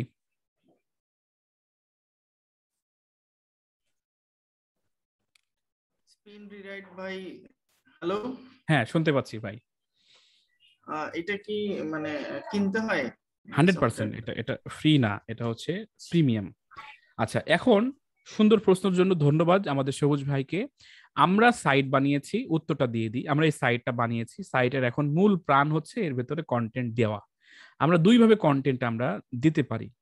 এক, সেটা আমরা নিজেরা লিখে এখানে কন্টেন্ট প্রকাশ করতে পারি, অথবা কাউকে দিয়ে লিখাই এখানে কন্টেন্ট প্রকাশ করতে পারি। কাউকে দিয়ে লিখাই প্রকাশ করতে হলে আপনাকে ওকে টাকা নিশ্চয়ই পারিশ্রমিক দিতে হবে। সে যেহেতু ভালো শিক্ষিত, ইংরেজি জানে এবং ইংরেজি ব্যবহার করে আপনার জন্য আপনার মতো করে আর্টিকেল লিখে দিবে, সেই জন্য তাকে টাকা দিতে হবে। আর আপনি যদি করেন তাহলে তো কাউকে টাকা দেওয়া লাগতেছে না, আপনি নিজের মতো করে লিখবেন। কিন্তু ভাই আমি তো ইংরেজিতে দুর্বল, তাহলে এই ধরনের সফটওয়্যারের সহযোগিতা আপনাকে নিতে হবে। এখন এই সফটওয়্যারের দাম কেমন, সফটওয়্যারটা কিরকম, আমাকে কি টাকা হয়? অবশ্যই আপনি কাউকে দিয়ে লিখায়ও নিতে পারতেছেন, একটা আর্টিকেলের জন্য 300 400 500 টাকা খরচ করতে পারছেন। আপনি নিজের মতো করে সফটওয়্যার ব্যবহার করেও কিন্তু আপনি কি করতে পারছেন, আর্টিকেল প্রস্তুত করতে পারছেন। এখন কোনটা করলে ভালো হয় এটা যদি প্রশ্ন করেন, তাহলে আমি বলবো যে অন্ততপক্ষে 10-15টা আর্টিকেল অন্যকে দিয়ে, যারা প্রফেশনালস তাদেরকে দিয়ে লিখাই নেন। মনে করেন একটা আর্টিকেল প্রতি অ্যাভারেজ আমরা ধরলাম 400 টাকা। তো 400 টাকা যদি একটা আর্টিকেল প্রতি হয় এবং 20টা আর্টিকেল যদি আপনি চান, প্রায় 8,000 টাকা আপনাকে এখানে খরচ করতে হবে। এখন এই 8,000 টাকা আপনার কাছে মনে হইতেছে 8,000 টাকা, কিন্তু ট্রাস্ট মি, এই 8,000 টাকা থেকে 8 লক্ষ টাকাও হতে পারে আপনার, যদি আপনার সাইটটাতে এরকম 15-20টা ইউনিক আর্টিকেল, এটার জন্য মানুষ সার্চ দিলেই আপনার সাইটে প্রথম দিকে আপনার সাইটের লিঙ্ক চলে আসে, মানুষ ঢুকছে, প্রচুর ভিজিটর আসছে, এদিকে আপনার অ্যাডসেন্স অ্যাপ্রুভ হয়ে গেছে। এটা অনেক বড় কিন্তু অপরচুনিটি। আমরা ধরে নেই যে একটা অ্যাফিলিয়েট মার্কেটিং, আমরা নিশ্চয়ই প্রথমের দিকে আমরা বলেছিলাম অ্যাডসেন্স, অ্যাফিলিয়েট এবং ড্রপশিপিং সাইটগুলো কেউ কম্বাইন্ড করে করে একটা সাইটে সব, কেউ আবার স্পেসিফিক ক্যাটাগরি নিয়ে কাজ করে। একটা সাইটে কেউ কেউ 1.5 লাখ 2 লাখ টাকা পর্যন্ত ইনভেস্ট করে। তবে বিগিনার যারা, তাদের জন্য 20 থেকে 30 হাজার টাকার মধ্যে একটা সাইট রেডি হয়। 20 থেকে 30-এর মধ্যে তার সাইটটা রেডি। এখন কোনো কাজই আপনি বসে থেকে যদি আর্নিং চান, তাহলে সেটা স্টেবল আর্নিং আসবে না, একটা সময় ঝরে যাবে। কিন্তু কিছু কাজ যদি আপনি এখনই বিনিয়োগ করে রাখেন, হয়তো এমন হয় যে গাছটা আমি এখন লাগিয়েছি, সেই গাছের ফল কিন্তু আমার বাচ্চারা খাবে, আমি খাইতে পারবো না। তখন গাছটা বড় হবে, তারপরে ফল দিবে, দেন তারপরে। তো এই জিনিসটা আপনাকে মাথায় অবশ্যই রাখতে হবে। তবে কোনো কিছুর প্রাইজিং জানতে হলে, যেমন আমি স্পিন রিরাইটারের কথা বললাম, সেটার জন্য আপনি কি করবেন, যে গুগল করে দিবেন স্পিন রিরাইটার .com-এ যদি আপনি যান, তাহলে সেখানে তাদের ওয়েবসাইটে সুন্দর করে লেখা আছে যে হচ্ছে কিভাবে স্পিন রিরাইটারের দাম কত। এই যেখানে দেখেন, এখানে প্রাইসিং এ ক্লিক করেন। প্রাইসিং এ ক্লিক করলে মোটামুটি হচ্ছে আপনার একটা ধারণা পাবেন যেটা কত দাম। তবে এই জিনিসটাকে যদি প্রফেশনাল ভাবে এখনই যদি না ভাবেন, আপনার আগে অনেকেই চলে বের হয়ে যাবে আর কি, যে আপনি চিন্তাও করতে পারবেন না যে তারা কিভাবে বের হয়ে গেছে। আপনি ওই সময়টা কাজে লাগান নাই, হয়তোবা আপনার কাছে মনে হয়েছে 10,000 টাকা আমার কাছে অনেক বেশি, বাট এইটা কিন্তু একটা বিগ অপরচুনিটি। আপনি এখন যদি এখানে ইনভেস্ট করে রাখেন, লস নাই। দেখেন, এইটার ইয়ারলি প্রাইস হচ্ছে $77 ইয়ারলি, আর যদি আপনি মাসে নেন তাহলে কিন্তু প্রায় $47 খরচ পড়বে। ইয়ারলি নিলে একটা ছাড় আছে, 60% ডিসকাউন্ট পাওয়া যাবে। 1 বছরের খরচটা হচ্ছে $77। তার মানে স্পেসিফিক ভাবে যদি আপনাকে বলি, 77 গুণিত 86, যদিও ডলারের দাম বাড়ছে, প্রায় 6,600 টাকার মতো 1 বছরে আপনি এটাকে ব্যবহার করতে পারবেন। এখানে কি কি ফিচার পাবেন? আনলিমিটেড আর্টিকেল তৈরি করতে পারবেন। ইএনএল স্পিনিং অ্যালগোরিদম, মানে তাদের একটা অ্যালগোরিদম আছে যেটা ভালো। বাল্ক স্পিনিং পাবেন, মানে একসাথে একাধিক আর্টিকেল রেডি করতে পারবেন। ম্যাস এক্সপোর্ট, মানে একসাথে প্রচুর পরিমাণে একসাথে একই সাথে বিভিন্ন ধরনের এক্সপোর্ট, মানে আপনি আর্টিকেলগুলো সেভ করতে পারবেন। বলছে যে ভিডিও মডিউলও আছে এর সাথে, আবার 10টা ফ্রি সিড আর্টিকেলসও আছে। আপনি যে কোনো ধরনের আর্টিকেল এখান থেকে আপনি ডাউনলোড 10টা করতে পারবেন আর কি। সব মিলে এই হচ্ছে ফিচার। এই সম্পর্কিত জানতে হলে এই সাইটটা ভিজিট করবেন। এখানে এদের হোম পেজে আপনি দেখতে পারবেন এদের কি কি ফ্যাসিলিটি আছে, কি কি ধরনের সুযোগ সুবিধা আছে, কিভাবে কাজ করে না করে, এবং প্রত্যেকটা জিনিসের ইউটিউবে টিউটোরিয়াল থাকে। স্পিন রিরাইটার লিখে যদি আপনি ইউটিউবে সার্চ দেন তাহলে স্পিন রিরাইটার সম্পর্কে আরো বিস্তারিত আপনি দেখতে পারবেন এবং সেখান থেকে শিখে যেতে পারবেন। যেমন আমি স্পিন রিরাইটার লিখে আমি যদি এখানে সার্চ দেই তাহলে নিশ্চয়ই এখানে আসবে। তো আমরা অতদূর যাচ্ছি না, আমরা আবারও ফিরে যাচ্ছি হচ্ছে আমাদের সেই ড্যাশবোর্ডে। এখানে চলে আসলাম। এখন আরেকটা সফটওয়্যার সম্পর্কে দেখাবো। এখন প্রশ্ন হচ্ছে যে সফটওয়্যারের তো শেষ নাই, একাধিক সফটওয়্যার আছে, কোনটা কাজে লাগাবো? তো আমি কিন্তু 100টা দেখাইনি আপনাকে। সি প্যানেল কিংবা কন্ট্রোল প্যানেলের কথা বলা হয়েছে, ওয়ার্ডপ্রেসের কথা বলা হয়েছে, আপনাকে বলা হয়েছে এলিমেন্টরের কথা, আপনাকে বলা হয়েছে থিমের কথা, প্লাগইনসের কথা, আপনাকে বলা হয়েছে যে কন্টেন্ট লেখার জন্য স্পিন রিরাইটার ব্যবহার করো। তো আপনি যদি একটু ক্যালকুলেট করেন দেখবেন যে আমি খুব বেশি বলিনি, কিন্তু অ্যাকচুয়ালি খুবই ছোট ছোট কিছু টার্মস বলা হয়েছে। আগে লাভের কথা চিন্তা করেন, মানে যদিও এটা বড় বড় গুণীজনরা বলে যে আগে লাভের কথা চিন্তা করো না, আগে ভালো কাজের কথা। লাভের কথা ক্যালকুলেশন না করলে তো আপনি কাজ করতে আগ্রহী হবেন না। এক একটা অ্যাফিলিয়েট মার্কেটার কিংবা এক একটা সাইট থেকে প্রচুর পরিমাণে ইনকাম, প্রচুর। আপনি যদি বিশ্বাস না হয় আপনাদের আমি একটা বিষয় দেখাই, তাহলে আপনাদের কিছুটা হলেও বিশ্বাস হবে যে কন্টেন্ট ক্রিয়েট করে কত টাকা ইনকাম করা সম্ভব। তো আমি আপনাকে একটা গ্রুপে নিয়ে যাচ্ছি।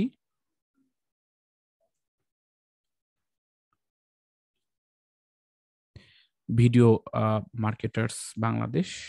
আচ্ছা, ওকে, ফাইন। সো এখানে মেবি তাদের আগের, হ্যাঁ আছে এখানে, দেখুন। এটা তারা একটা মানুষের সাথে পার্টনারশিপ করেছিল, সেই পার্টনারশিপে ধোকা দিয়েছে, তাদের একটা লস হয়েছে পার্টনারশিপের ভিতরে, মানে চিটার বাটপার হয়ে গেছে, সেজন্য তারা ধোকায় পড়ছে বলে পোস্টটা করেছে। তো পোস্টের উদ্দেশ্যটা অন্য হলেও আমাদের উদ্দেশ্য কিন্তু এইটা না। কিন্তু আপনি একটু আর্নিংটা দেখেন, একটু দেখেন। মান্থলি এস্টিমেটেড রেভিনিউ লাস্ট 6 মাসেরটা দেখাচ্ছে। মে মাসে $1000 কমাই করেছিল সে সময়, জুন মাসে মাত্র 262, জুলাই মাসে $20,000 ইনকাম করেছে শুধু জুলাই মাসে, আগস্টে 14,000 এবং সেপ্টেম্বরে $53,000। 53,000 মানে বুঝছেন 45 লাখ টাকার মতো এক মাসে, অনলি 1 মান্থে। তাহলে আপনার মাথায় বাড়ি দিয়ে আপনি মাটির তলে ঢুকে যান যে জীবনে আর কি করলাম পড়াশোনা করে। তা আমি এভাবেই ডিমোটিভেট করে আপনারা অন্য মাইন্ডে নিয়েন না।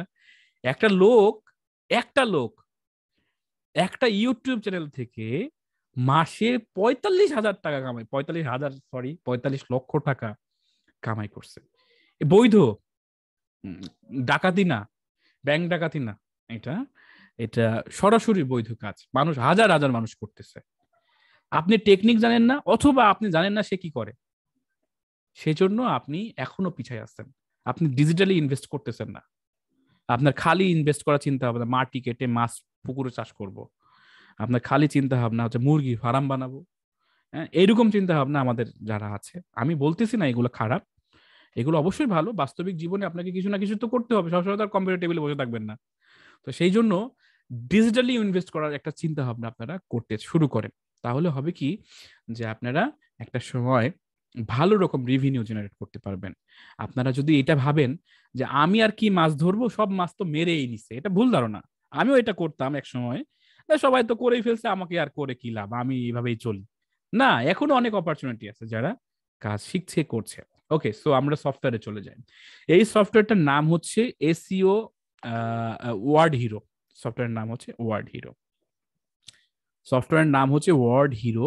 এই ওয়ার্ড হিরো সফটওয়্যারের ভিতরে প্রচুর পরিমাণে হচ্ছে সাব সফটওয়্যার রয়েছে, মানে সফটওয়্যারের ভিতরে ছোট ছোট টুলস রয়েছে যেগুলো খুবই খুবই খুবই খুবই কাজের।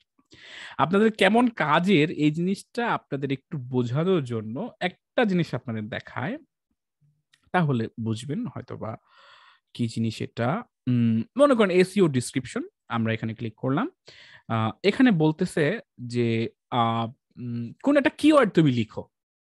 আপনি একটা ডিসক্রিপশন চাচ্ছেন, যে কোনো একটা বিষয় নিয়ে একটা ডিসক্রিপশন, মানে একটা টপিক দেয় না যে হ্যাঁ অমুক টপিক, এই টপিকের উপরে একটা ডিসক্রিপশন লিখে দাও, একটা ছোট্ট একটা ডিসক্রিপশন। আমরা ফেসবুকে স্ট্যাটাস দেই না, ক্যাপশন যেটাকে আমরা বলি, ক্যাপশন, একটা ছবি দিলাম তার সাথে কি ক্যাপশন দিব। তো যখন ক্যাপশন খুঁজে পাই না তখন দেখি নো ক্যাপশন। হ্যাঁ, ব্যাপারটা এরকম।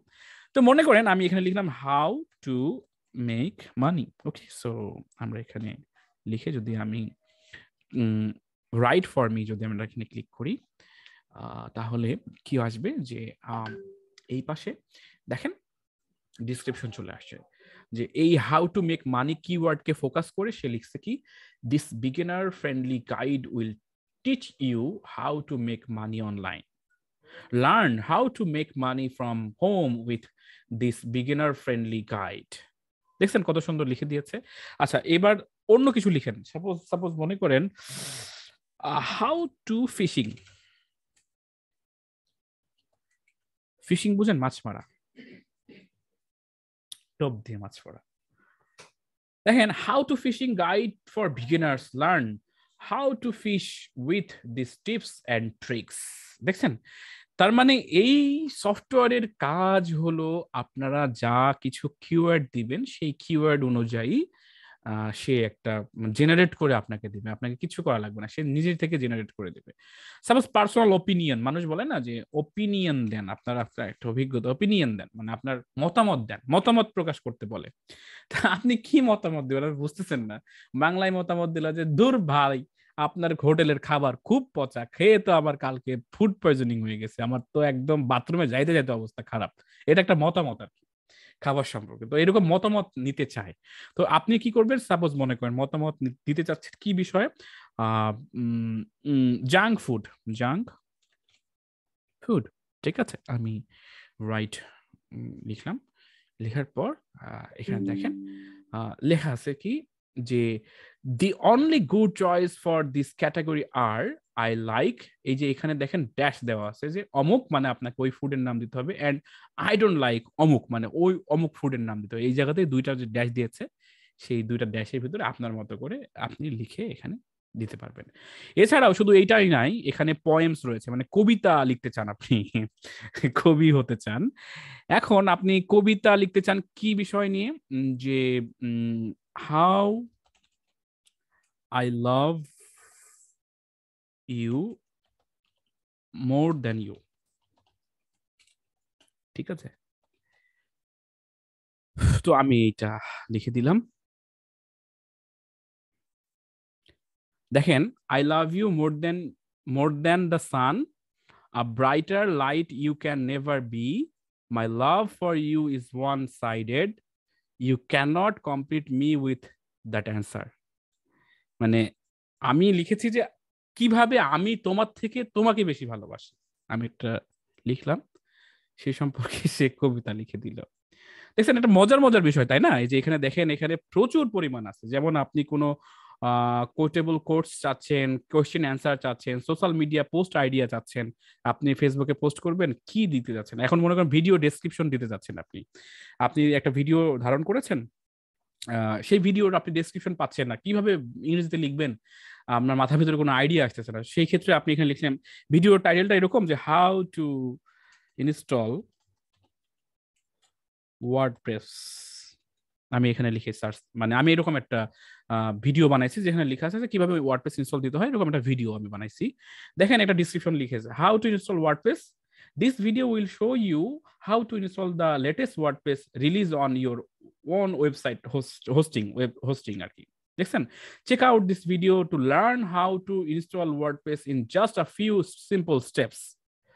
বিষয়টা কি বুঝছেন? এই বুঝতেছেন আপনারা?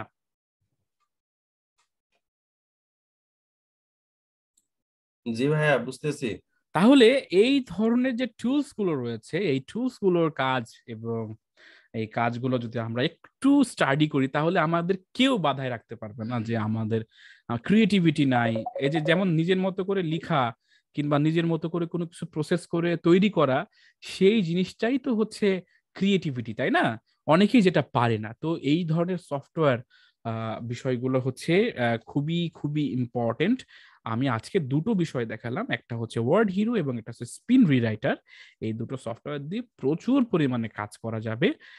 সেই হিসাবে আপনি দুটো সফটওয়্যার চাইলে ব্যবহার করতে পারেন। এখন খরচের ব্যাপারটা যে স্যার আমরা তো আসলে খয়রাতি, এখন আমি আপনাদের অপমান করতে স্যার নিশ্চয়ই, আমিও একসময় এরকম ছিলাম, বিগিনার লেভেলে খরচ করতেই ভয় পাইতাম। তো এইগুলো ফ্রিতে ব্যবহার করা যায় না, আসলে কোনো উপায় নাই, ফ্রিতে ব্যবহার করা যায় না। তবে একটা টিপস আপনাদের দিয়ে দিই, আপনারা চাইলে গ্রুপ অনুযায়ী কিনতে পারেন। সাপোজ মনে করেন আপনারা 10 জন আছেন, একটা সফটওয়্যারের দাম হচ্ছে মনে করেন 4,000 টাকা, আপনারা 10 জন মিলে সফটওয়্যারটা কিনেন। যেমন আমরা কোনো ট্রাভেলে গেলে একসাথে রুম ভাড়া করে থাকি আর কি, ব্যাপারটা এরকম আর কি, যে আপনারা চাইলে আপনাদের এই গ্রুপিংটা করতে বলেছিলাম এই জন্য যে আপনারা যেন একে অপরের সাথে পরিচিত হন, যে ঠিক আছে ভাই অমুক সফটওয়্যার তো আমাদের দরকারি হয়, চলো আমরা শেয়ারে কিনি, সবাই মিলে একটা এই সফটওয়্যারটা কিনি। এভাবে আপনারা চাইলে কিনে ব্যবহার করতে পারেন। এটা একটা টিপস আর কি, যেটাকে আমরা বলা হয় গ্রুপ বাইং সফটওয়্যার। এখানে আরো কিছু বিষয় আছে, সেটা হলো যে মনে করুন আপনি গ্রুপ বাইং সফটওয়্যারটা কিনতে চান কিন্তু আপনার কাছে গ্রুপ নাই, মানে আপনার পরিচিত কেউ নাই। সেই ক্ষেত্রেও আপনি চাইলে যেটা করতে পারেন যে এরকম কিছু কিছু কোম্পানির আছে যারা এই গ্রুপ বাইং সফটওয়্যারটা বিক্রি করে। মানে আপনি শুধু একজন ইউজার, এবং মনে করেন আমি নেটফ্লিক্স কিনলাম, নেটফ্লিক্সের 4টা ইউজার ব্যবহার করা যায়, তা আমি একটা তো ব্যবহার করি, আরো 3টা তো পড়েই থাকে, তো সেই ক্ষেত্রে আমি ওই 3টা বিক্রি করে দিলাম, যে ঠিক আছে তোমাকে পিন দিব, তুমি ওই পিন দিয়ে ঢুকে তুমি নেটফ্লিক্স দেখতে পারো চাইলে। তো এইভাবে কিন্তু আপনারা চাইলে গ্রুপ অনুযায়ী কিনে এটাকে ব্যবহার করতে পারেন। তবে আগে টাকা, আগে কেনা, আগে সফটওয়্যার না, আগে পারপাসটা বোঝা। আগে পারপাসটা বোঝা। তো এইবার আমরা ফাইনালি যেটা দেখবো সেটা হলো যে সাইটটা আমরা ডিজাইন করলাম, এই যে সাইটটা, এই সাইটের ভেতরে যে পোস্টগুলো আছে সেই পোস্টগুলো করবো কিভাবে, পোস্টগুলো করার নিয়মটা কি, এইটা আমরা এখন শিখবো। শেখার মাধ্যমে আজকের যে পুরো সাইটের যে কথা দিয়েছিলাম, যে সাইটের একদম শুরু থেকে শেষ অবধি বোঝানোর চেষ্টা করব, তাহলে সেটা আমরা বুঝাই ফেলতে পারবো ইনশাআল্লাহ। তো আমি মিডিয়াম নামের একটা সাইটের কথা বললাম কিছুক্ষণ আগেই, মিডিয়াম.কম নামের একটা সাইটের কথা বলেছিলাম। সাইটটা এখন ওপেন নাই, আমি আবার ওপেন করি, মিডিয়াম.কম, ঠিক আছে, মিডিয়াম.কম। ওকে, সো এই মিডিয়াম.কমে আসলাম, আসার পরে সো এখানে দেখুন, এখানে প্রচুর পোস্ট আছে এই জায়গাতে। তো এই মিডিয়াম সাইটটা দেখে আপনার কি মনে হচ্ছে, অনেক রিচ, অনেক ভালো, এই হ্যান না তেন না, এরকম কিছুই না, জাস্ট একটার পর একটা পোস্ট, একটার পর একটা পোস্ট, একটা পোস্ট করা শিখে গেলে 1000টা পোস্ট আপনি করতে পারবেন। তো এগুলোকে বলা হয় ব্লগিং সাইট কিংবা ম্যাগাজিন সাইট। তো আমরা যে সাইটটা বানাচ্ছি সেটা ওই ব্লগিং কিংবা ম্যাগাজিন সাইট। তার এটা কেন বানাচ্ছি, এটা বানানোর উদ্দেশ্যটা কি, এটা আগে আমরা একটু বলি। যে আমরা তো বিভিন্ন ধরনের সাইট দেখি, কোম্পানির সাইট, অমুক সাইট, তমুক সাইট, তো আমরা ব্লগিং সাইট কেন বানাবো, লাইফ র্যাপার, আমরা এটা ব্লগিং কেন করব, আমরা তো টাকা কামাই করবো, ঠিক আছে। ব্লগিং করার উদ্দেশ্যটা হচ্ছে যে আপনি এখানে ব্লগিং এর মূল যে প্রাণ সেটা হলো এক একটা পোস্ট, এখানে দেখেন এক একটা পোস্ট, সেটা হচ্ছে এই সাইটের প্রাণ। এখন এই প্রত্যেকটা পোস্টের এক একটা টাইটেল আছে, নিশ্চয়ই যে সুন্দর সুন্দর টাইটেল আছে। তা আমরা নর্মালি এই যে লাইফ র্যাপার, এই সাইটটা তো আপনার কারো কাছে পরিচিত আপনি করতে পারবেন না, মানে বলবেন যে ভাই লিঙ্কটা দাও দেখো, যাকে দিবেন সেই দেখবে, কিন্তু অ্যাকচুয়ালি আমি চাই যে আমার কাছে ইউনিক ভিজিটর ঢুকুক, মানে আমার সাইটের নাম জানা তার দরকার নেই, কোনো কিছু দিয়ে সার্চ দিলে সে যেন আমাকে পায়, খুঁজে পায়। আমি এখন শীতকাল চলছে, ভ্রমণের সময়, আমি দার্জিলিং ভ্রমণ করতে চাই, তো আমি লিখলাম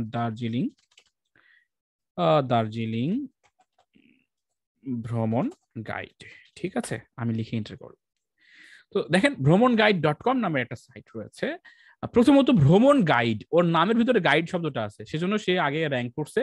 দ্বিতীয়ত সে এই দার্জিলিং ভ্রমণ গাইডের ভেতরে সুন্দর একটা আর্টিকেল লিখেছে। দেখুন এই আর্টিকেলটা একদম পরিপূর্ণ আর্টিকেল লিখেছে, কিভাবে যে ভ্রমণ গাইড দার্জিলিং দর্শনীয় স্থান, কোথায় কোথায় দর্শনীয় স্থান, তার সাথে ছবি দিয়েছে কিছু, ভ্রমণের ক্ষেত্রে উপযুক্ত সময়, দার্জিলিং কিভাবে যাবেন, দার্জিলিং ট্যুর প্ল্যান, দার্জিলিং ভ্রমণ খরচ, এবং দার্জিলিং কোথায় থাকবেন, কি খাবেন, কেনাকাটা করবেন, কি কিছু ভ্রমণ টিপস, একদম পুরোটুকু একদম। আপনি এই আর্টিকেলটা পড়লে মোটামুটি আপনি দার্জিলিং সম্পর্কে একটা ভালো স্বচ্ছ ধারণা আপনি পেয়ে যাবেন।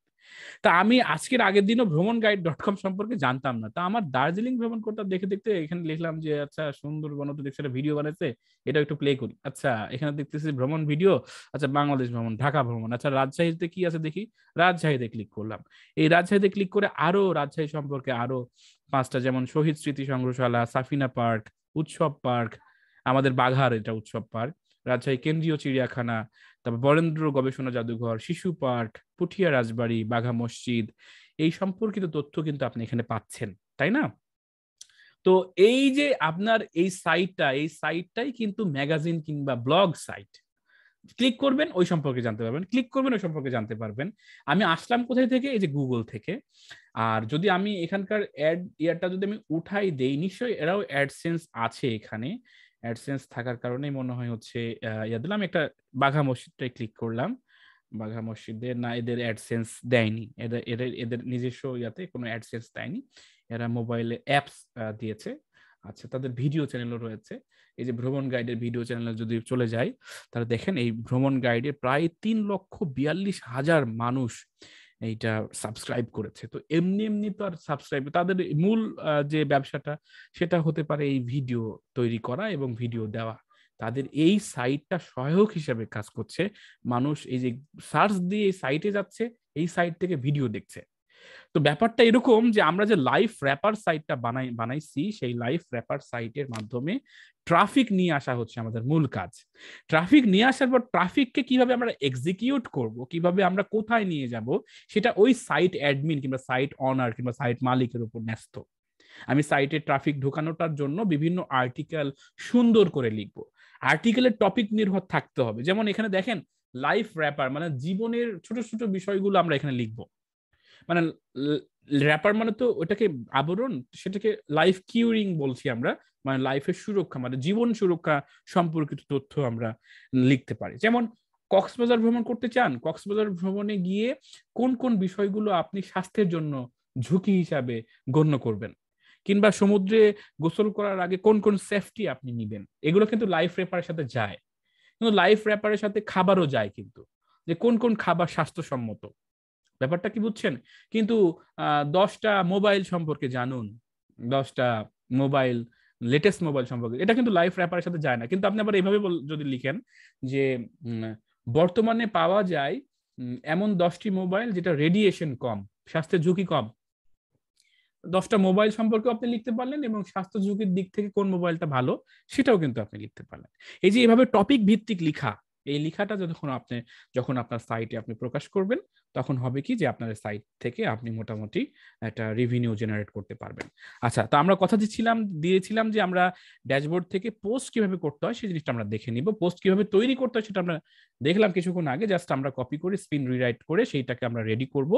এখন আমি তো লেখা রেডি করেছি, এখন আমার পোস্ট করতে হবে। তো আমরা চলুন অল পোস্টে ক্লিক করি। অল পোস্টে ক্লিক করলে এখানে সকল পোস্ট দেখাচ্ছে যেগুলো আগে থেকেই পোস্ট করা আছে। তো আমরা এখানে অ্যাড নিউ বাটনে ক্লিক করলে কিন্তু পোস্টের জায়গাটা চলে আসবে। তো আমরা এখান থেকে একটা পোস্ট এডিটে যাব, আর পোস্ট যেহেতু করাই আছে, কিভাবে করেছে তারা সেটা দেখবো আমরা, তাহলে আমাদের একটা আইডিয়া চলে আসবে, তাই না?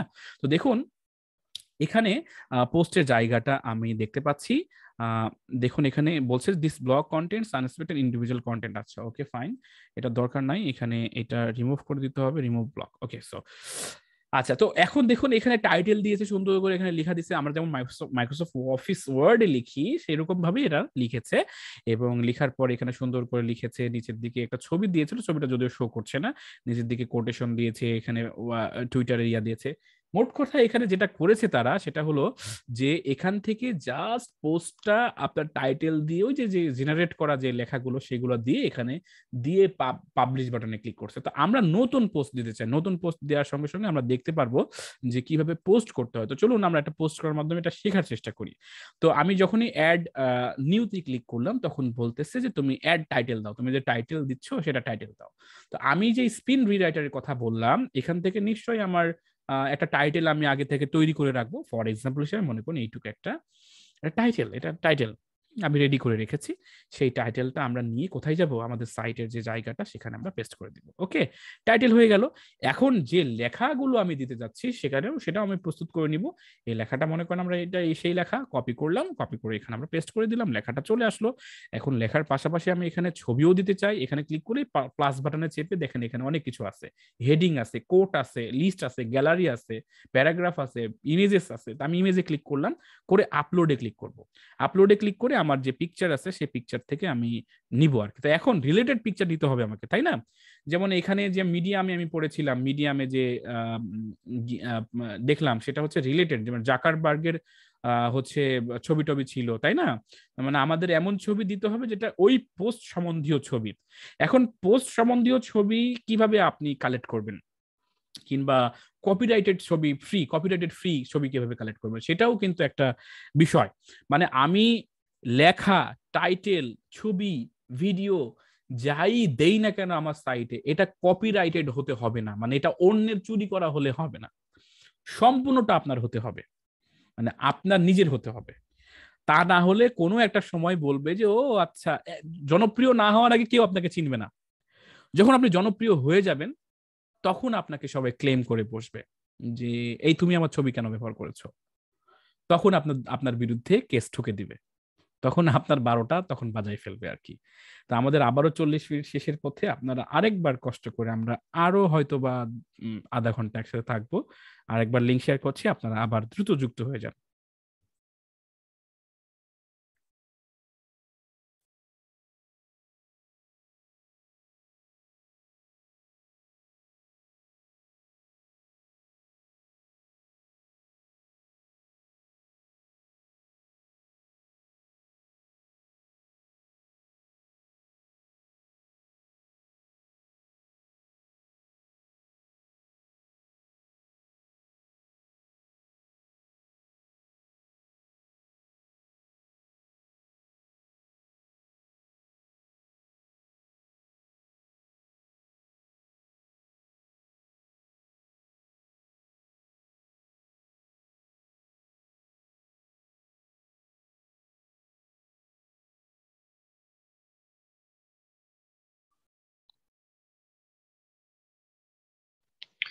ভাই কথা শোনা যাচ্ছে না তো।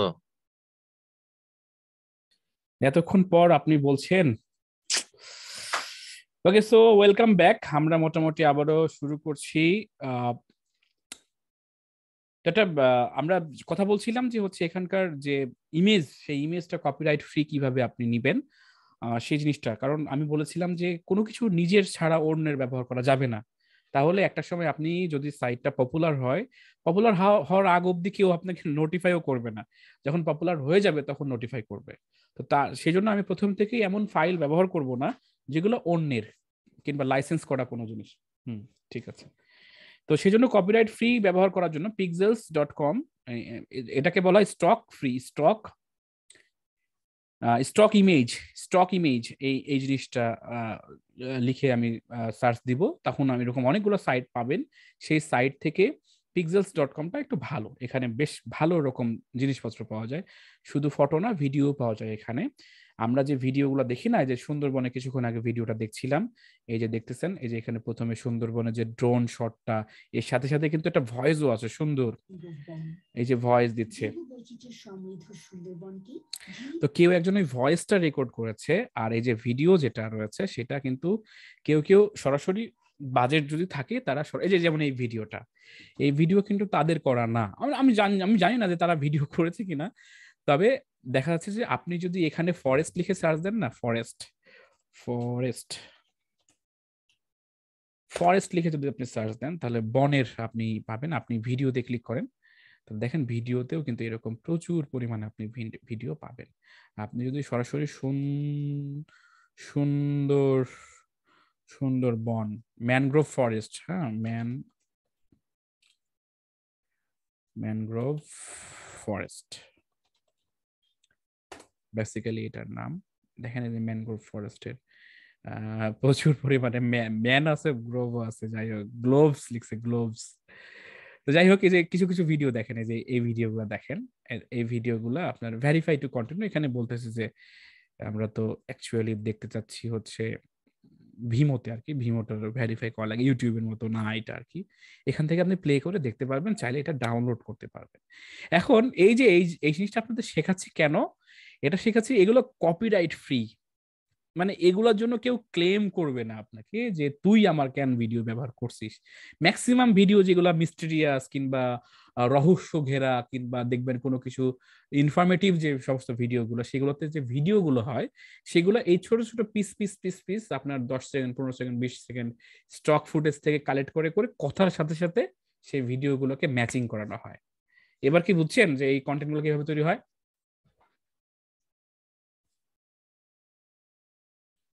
হুম, আপনারা বিরক্ত হয়েছেন তাই না? এতক্ষণ কথা বলতেছি তাই মনে হয় কথা বলতেছেন না। না ভাই, বিরক্ত হয়নি ভাই। ঘুমাই গেছেন নাকি আপনারা? ঘুমাচ্ছেন? ঘুমাইনি ভাই, শোনা যাচ্ছে আমার কথা? হ্যাঁ শুনতে পাচ্ছি রুস্তম ভাই, শুনতে পাচ্ছি। অন্যদের কথা শুনছি না তো তাই। আচ্ছা যাক, সমস্যা নাই, আপনারা সাড়া দেন না না দেন আমার কাছে আমি করে যাই। তো এই যে pixels.com, এখানে গিয়ে আমরা কেন এখানে আসছি, এই জন্য আসছি যে আমার একটা পোস্ট তৈরি করার প্রয়োজন। আমি পোস্টের টাইটেল লিখেছি, আমি সুন্দর করে লেখাগুলোকে সাজিয়েছি, এখন আমার ভিডিওর দরকার কিছু এবং ইমেজের দরকার, সেজন্য আমি এখানে এসে সেভ করব। এই ভিডিওগুলো আমি ডাউনলোড করে তারপরে আমি ব্যবহার করব। এখন প্রশ্ন হতে পারে যে স্যার আমরা তো google.com-এ গিয়েও তো এখান থেকে যে ইমেজেসে ক্লিক করেও তো আমরা অনেক ইমেজ, যেমন মার্ক জাকার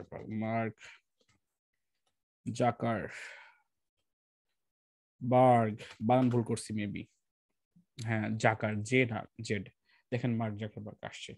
আমি এইটা লিখে এখানেও সার্চ দিতে পারবো বেসিক্যালি, যদিও এই পার্সনের মনে হয়, হ্যাঁ পার্সনের কোনো ভিডিও আসবে না, মানে সেলিব্রিটি কিংবা কোনো পার্সনের ভিডিও আসবে না, কারণ ওইগুলো কপিরাইটেড হয়।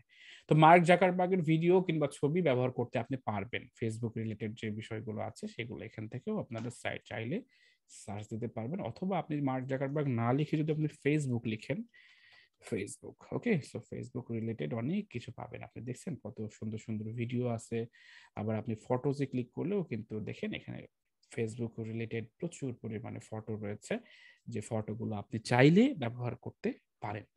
নিশ্চয়ই বিষয়টা বুঝতে পারছেন।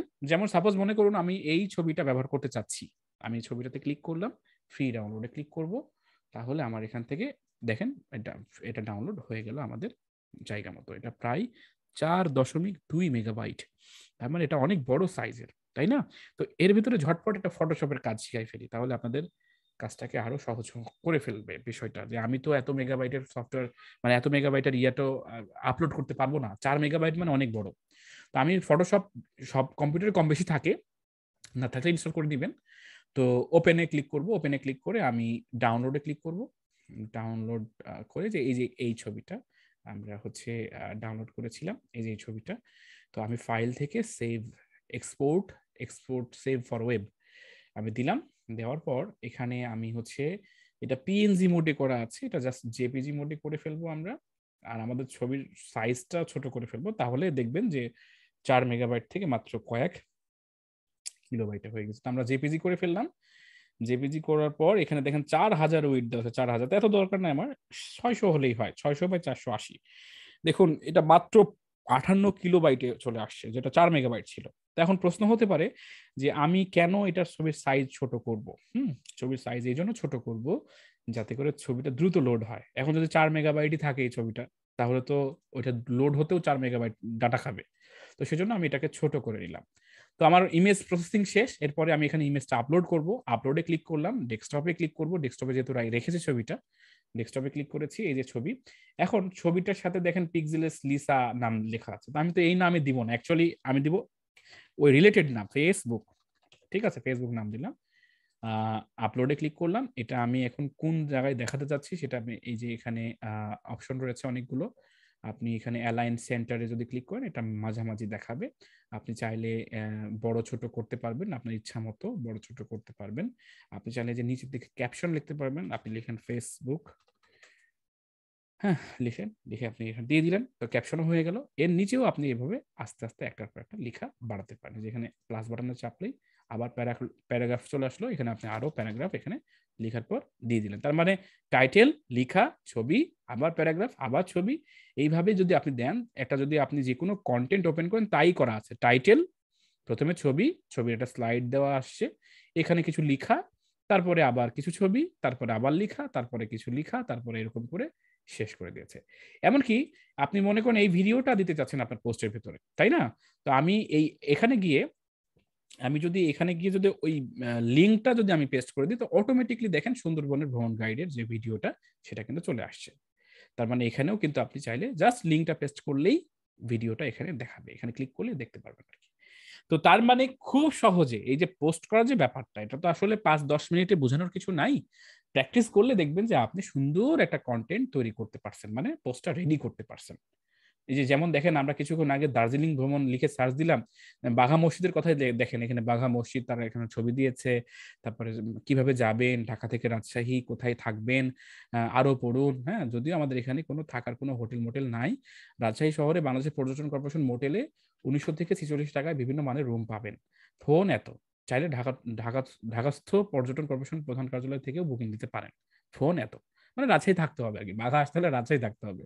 তো যাই হোক, এই যে তথ্য সুন্দর করে দিয়েছে, সুন্দর করে এখানে এটা বিস্তারিত দিয়েছে, এটাকেই আমরা কন্টেন্ট বলেছি। জাস্ট একটা ইমেজ ব্যবহার করেছে আর বাদ বাকিটা লেখা দিয়েছে।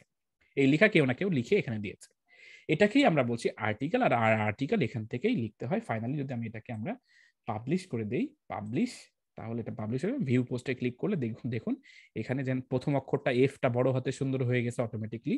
আজকে 12 তারিখে এটা পোস্ট হয়েছে 2021। এটা এখনো একবারও কেউ দেখেনি, কমেন্টও করেনি, সেজন্য সব জিরো। শেয়ারে ক্লিক করলে এখানে ফেসবুকে শেয়ার করতে পারবে।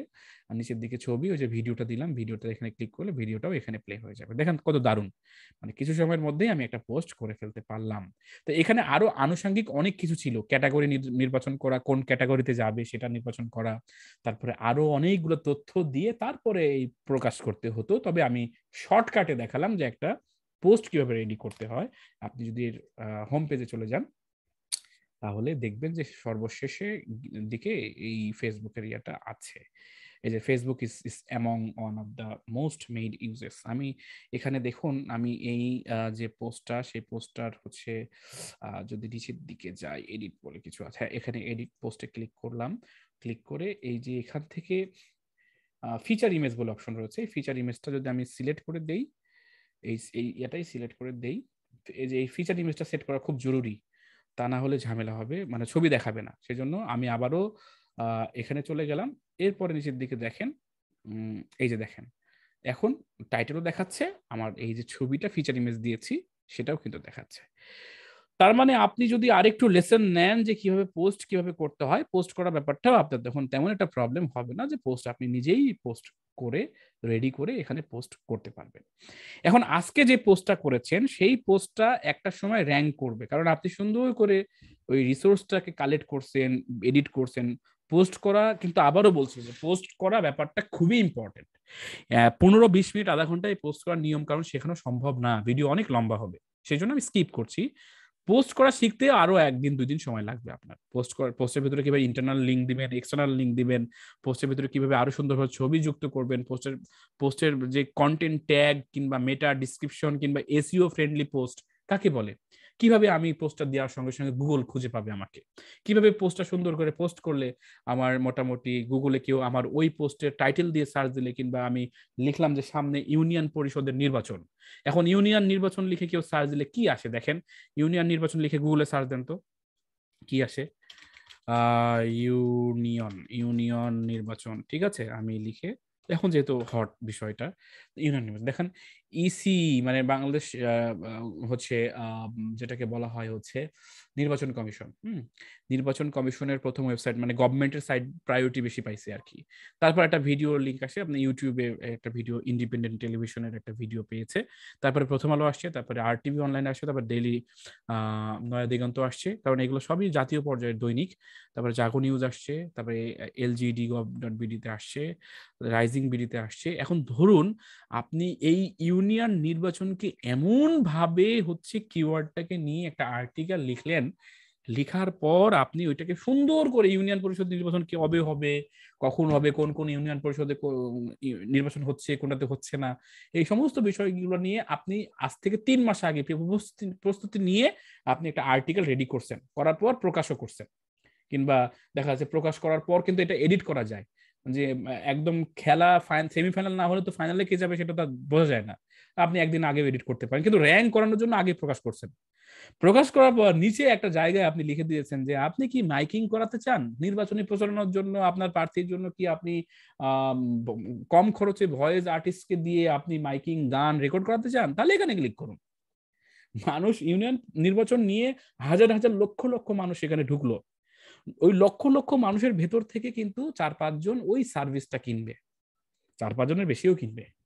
তাহলে আপনি একটা আর্টিকেল থেকে কিন্তু আলটিমেটলি কিন্তু ইনকাম করলেন। ওই সার্ভিসটা আপনার নিজেরও হতে পারে, অন্যেরও হতে পারে। আপনি বলছেন আমার এখান থেকে যদি কোনো সার্ভিস তোমার ওখানে কিনতে যায়, তাহলে তুমি প্রত্যেকটা রেফার প্রতি আমাকে 100 টাকা করে দিও।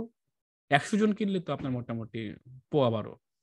সব মিলাই এই যে কথাটা আমি বলতে চাচ্ছি আপনাদের, এই সিস্টেমটাই এখন ডিজিটালি চলছে। আর এই ডিজিটালি চলছে বলে এটা মার্কেটিং লেভেলে একটা বিশাল একটা ইম্প্যাক্ট ফেলছে বলেই আমরা এটাকে বলছি ডিজিটাল মার্কেটিং। তো এই অধ্যায়গুলো খুব কঠিন না, যেটা আপনার চোখের সামনে দেখালাম। আর এই সাইটটার এখন আর কি কি করা বাকি, এই প্রশ্নের উত্তরেই আমি আজকের এই ক্লাসটা শেষ করবো ইনশাআল্লাহ। এখন প্রথম যেটা করতে হবে সেটা হলো যে এই সাইটে সকল ডেমো ডাটাগুলোকে ফালাই দিতে হবে। এই ডেমো ডাটার দরকার নেই, ডেমোগুলো আমার দরকার নেই, শুধু ডিজাইনটা হলেই হবে। লোগো আপলোড করতে হবে, নিজের মতো করে মেনুগুলো ঠিক করে নিতে হবে। এই সাইটটা লাইভ র্যাপারে কি ধরনের মেনু হতে পারে, এটাকে বলা পেপার ওয়ার্ক। মানে 2-3 জন বসে সাইডে কি কি দেওয়া যেতে পারে, কোন কোন ধরনের মেনু হতে পারে, কি কি কন্টেন্ট আসবে, সেগুলোকে প্রস্তুত করে আস্তে আস্তে ইমপ্রুভ করে সাইটটাকে মানে প্রসারটা বড় করা আর কি। এইভাবেই সাইটটাকে মেনটেনেন্স করতে হবে। সাইটের কাজ কিন্তু শেষ। বেসিক্যালি একটা সাইটের যে ফাংশনালিটির দরকার, ফাংশনের দরকার, যে একটা সাইটে কি কি থাকবে, সেই জিনিসগুলো সব কিন্তু কাজ শেষ। এখন শুধুমাত্র এই সাইটটাকে নার্চারিং করতে হবে, একটু পানি দিতে হবে, গোড়ায় আগাছা ছাড়তে হবে, এরকম ভাবে। নিশ্চয়ই পুরো বিষয়টা আপনি মনোযোগ সহকারে শুনেছেন এবং দেখার চেষ্টা করেছেন। আমি বরাবরই বলে আসছি যে এগুলো খুব ইম্পর্টেন্ট। যদি আপনি ব্যবহার করেন তাহলে এগুলো আপনার একটা লাইফ চেঞ্জিং একটা ব্যাপার চলে আসবে আর কি। আর যদি এগুলো ব্যবহার না করেন তাহলে তো আসলে বলার কিছু নাই। মানুষজন এটা নিয়ে কাজ করছে, তারা হয়তো ভালো কিছু করবে, কিন্তু আপনি হয়তো কোনো না কোনো ভাবে ডিজিটালি পিছাই থাকবেন আর কি। নিশ্চয়ই বুঝতে পেরেছেন। এখন যদি আপনাদের ভেতর থেকে কোনো প্রশ্ন থেকে থাকে, একদম ফ্র্যাঙ্কলি আপনারা প্রশ্ন করতে পারেন। যদিও আমি নিজেও প্রশ্ন করেছি, নিজেই উত্তর দিয়েছি অনেকগুলো। আপনাদের ভেতর থেকে কোনো প্রশ্ন থাকলে করতে পারেন। ভাই সাইটটা কিভাবে র‍্যাঙ্ক করবে? আচ্ছা, দারুণ প্রশ্ন। সাইট র্যাঙ্ক করানোর জন্য কি কি স্টেপ পালন করা যেতে পারে? নাম্বার 1 সেটা হলো যে সাইট র্যাঙ্ক করানোর জন্য আগে প্রথমত আপনাকে ভালো আর্টিকেল দিতে হবে। আর্টিকেল দেওয়ার পর সেটাকে এসইও করতে হবে, on page of page SEO করে ফেলতে হবে। এসইও করা বলতে গেলে আপনি যে সার্চ ইঞ্জিনগুলো আপনি চেনেন, যেমন গুগল, ইয়াহু, বিং, এই সমস্ত সাইটগুলোর সাথে যুক্ত করে দেওয়া। তারপরে সাইটটাকে অপটিমাইজ করা। অপটিমাইজ বলতে গেলে আপনি মনে করেন আপনার যে সাইটটা, সেই সাইটের লিঙ্ক আরো 10টা জায়গায় ছড়িয়ে দেওয়া। সোশ্যালি আপনার পোস্টগুলো যেটা করতেছেন সেগুলো সোশ্যালি শেয়ার করা, টুইটার, পিন্টারেস্ট, তারপরে হচ্ছে ফেসবুক, এগুলোতে আপনার শেয়ার দিলেন।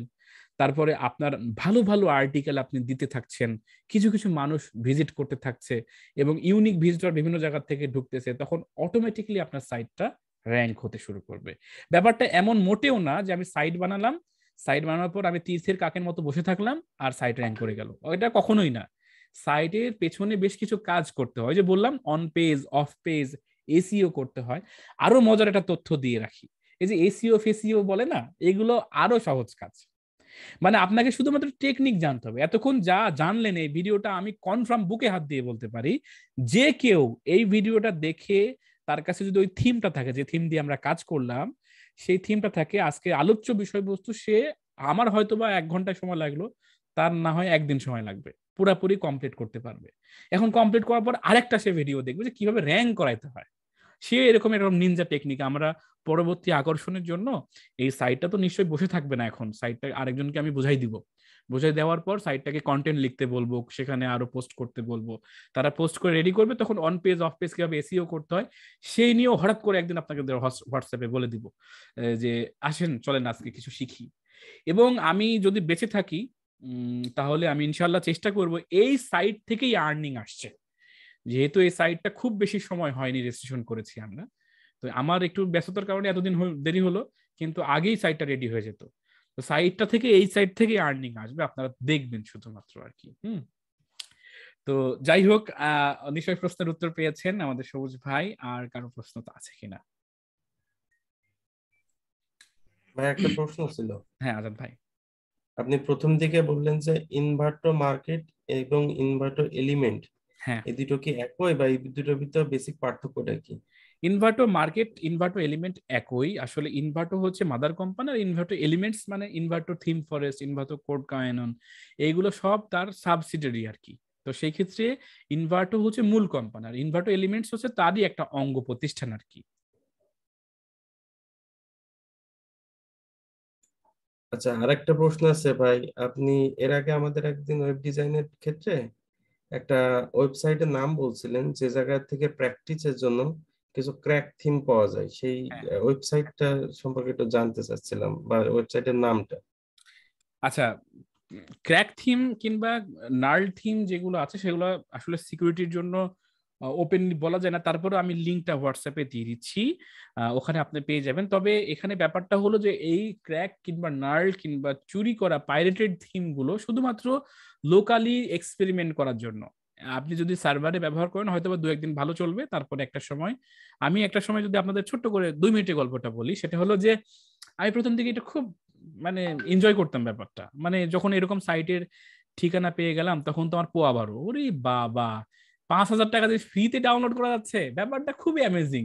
গ্রাহকের কাছ থেকে টাকা নেই, পুরোটাই লাভ। তো এখন 1 বছর যখন পার হলো, মোটামুটি পার হয়েছে, একটার পর একটা ধাপধুপ করে সাইটে ম্যালওয়্যার অ্যাটাক হয়, সাইট ডাউন হয়ে যায়, সাইটের আজকের এইটা উধাও ওইটা উধাও। এই সাইটটা ঠিক করতে গিয়ে মনে করেন আমার 13টা বেজে যায়। ব্যাপারটা এরকম হলো যে আপনি কম দামে সেকেন্ড হ্যান্ড ল্যাপটপ কিনেছেন, ভালো করে দেখে শুনে নেন নাই। এখন আপনি দাম পাইছেন 15,000 টাকা, আপনার তো 70,000 টাকা ল্যাপটপ, 15,000 টাকা ভালোই হয়েছে। আজকে ডিসপ্লে কাটা গেছে, মনে করেন 4,000 টাকা গেল। কালকে ব্যাটারি নষ্ট, মনে করেন আরো 2,000 টাকা গেল। এরকম করতে করতে দেখবেন যে 50,000 টাকা আপনার খরচ হয়ে গেছে। তো ব্যাপারটা এরকম হয় যে নার্ল কিংবা পাইরেটেড থিমের ভিতরে কিছু কিছু ম্যালিসিয়াস কোড দেওয়া থাকে। এগুলো আপনি লোকালি এক্সপেরিমেন্ট করেন, ফাংশন গুলো কিভাবে কাজ করতেছে, এগুলো শুধুমাত্র ডেভেলপারদের এক্সপেরিমেন্ট করার জন্য, শেখার জন্য। এখন এটা যদি আপনি প্রজেক্টে কাজে লাগান, তাহলে হবে কি যে একটা সময় এটা আপনার হচ্ছে প্রবলেম করবে, আপনার সাইট ডাউন হয়ে যাবে, আপনার সাইটটা যে কষ্ট করে আপনি ডাটাগুলো সাজাবেন সেগুলো ডিলিট হয়ে যাবে, এগুলো বিভিন্ন ধরনের সমস্যা। তো সেই সমস্যার থেকে কানে তওবা করছি, আর কখনো কোনো থিম কিংবা প্লাগইনস কিংবা নার্ল কোনো কিছু আমি লাইভ প্রজেক্টে ব্যবহার করব না। তো আমি লিঙ্কটা দিয়ে দিচ্ছি, নো প্রবলেম।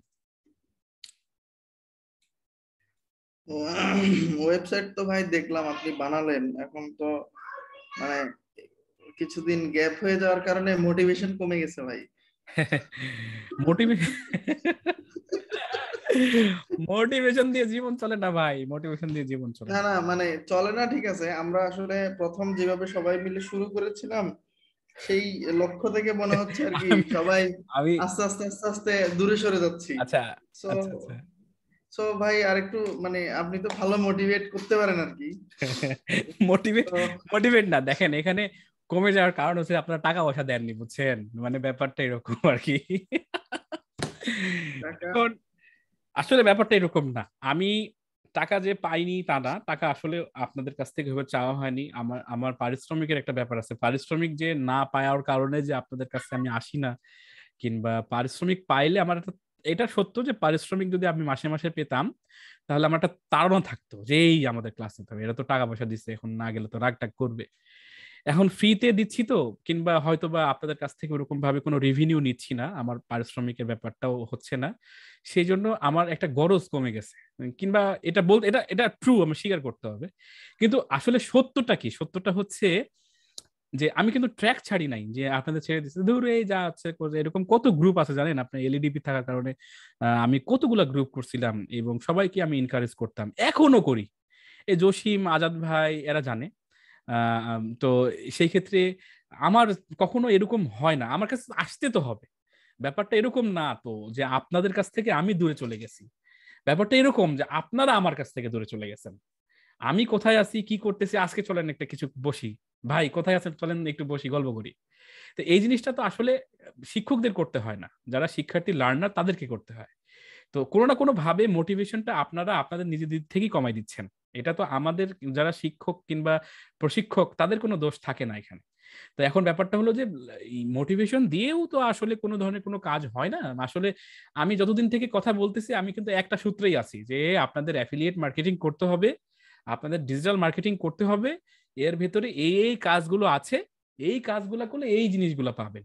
এখন বেঁধে গেলে কাউকে আপনি পাবেন আমার মতো, কিন্তু আপনারা যদি না আগান, আমি লেকচার দিয়ে সাঁতার তো শেখাতে পারবো না, আপনাদের সাঁতারের জন্য ঝাঁপ দিতে হবে।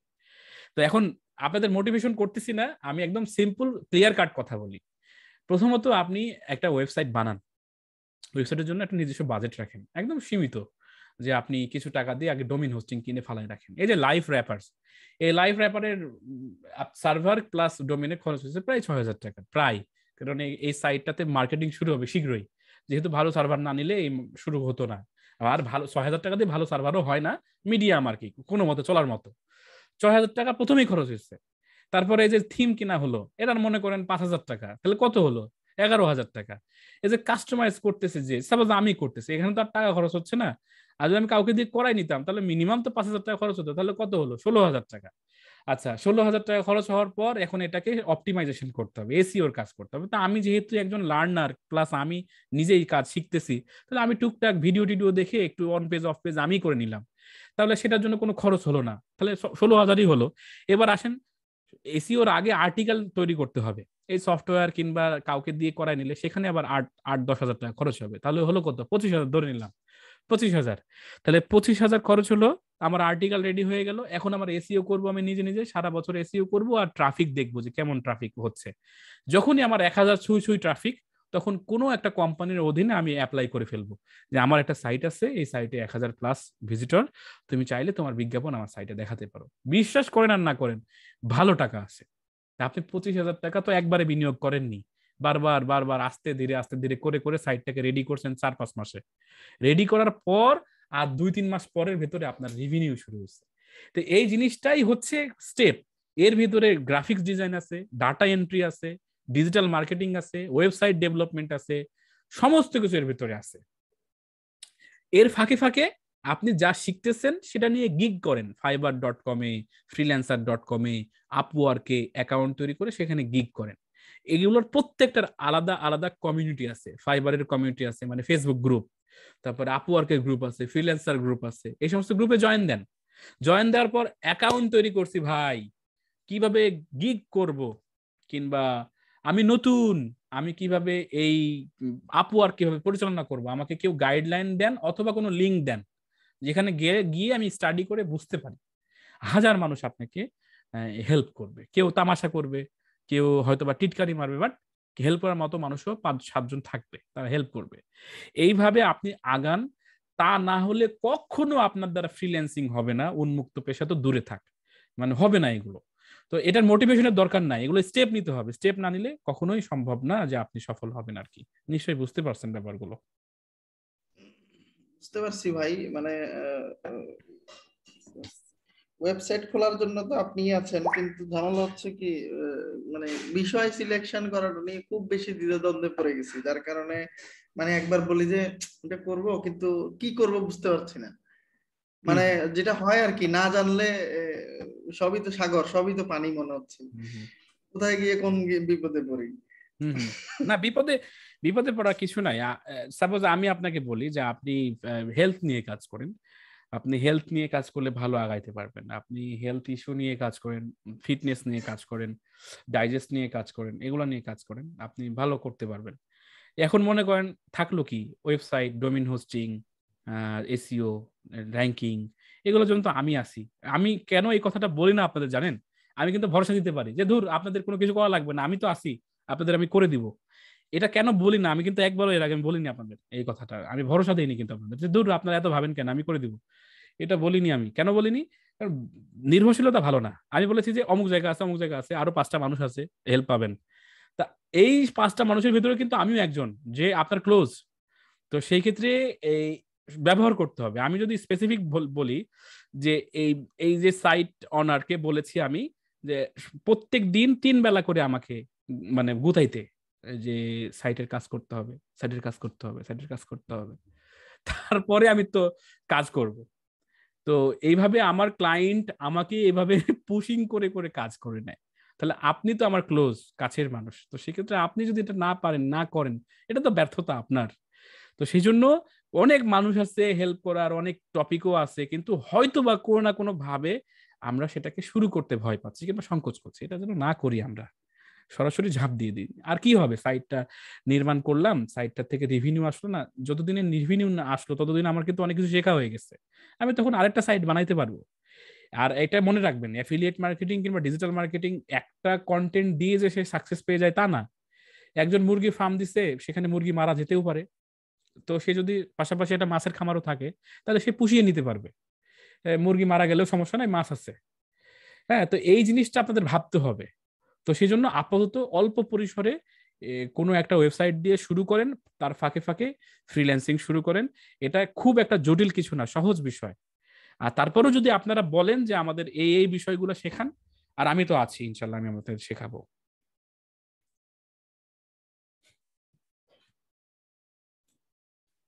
ভাই আর একটা ব্যাপার জানতে চাচ্ছিলাম। হ্যাঁ জি ভাই বলেন। আপনার কাছ থেকে আমার একটা ডোমেন হোস্টিং নেওয়া ছিল জি সম্ভবত গত বছর জি ডিসেম্বরের মনে হয়। হ্যাঁ তো হ্যাঁ এটা আবার কতদিনের ভিতর আবার রিনিউ করতে হবে এবং কেমন কি খরচ হবে একটু যদি মেসেঞ্জারে জানাই দিতেন। জি শিওর, আমি এখনই আবার আপনাকে। আমি আর একটা ডোমেন নিতে চাচ্ছিলাম এই কাজের জন্য, হ্যাঁ হ্যাঁ, এখন সেইটা কি আমি হোস্টিং আপাতত রাখতে পারবো কিনা? আসলে 1 জিবির হোস্টিং যেগুলো আপনারা নিয়েছিলেন সেগুলোতে এক্সট্রা কোনো ডোমেইন অ্যাড করার কোনো ফ্যাসিলিটি নাই। 5 জিবি ডোমেইন হলে 3টা ডোমেইন অ্যাড করা যায়, তবে 1 জিবি হোস্টিং এর সাথে নতুন কোনো ডোমেইন আপনি অ্যাড করতে পারবেন না, সাবডোমেইন তৈরি করতে পারবেন, মানে ডোমেইনের ভেতর একটা সাবডোমেইন করতে পারবেন, তবে নতুন ডোমেইন কিনে সেটাকে অ্যাড করতে পারবেন না। এই জন্য আবার আপনাকে 1 জিবি অথবা একের অধিক জিবি আপনাকে কিনতে হবে।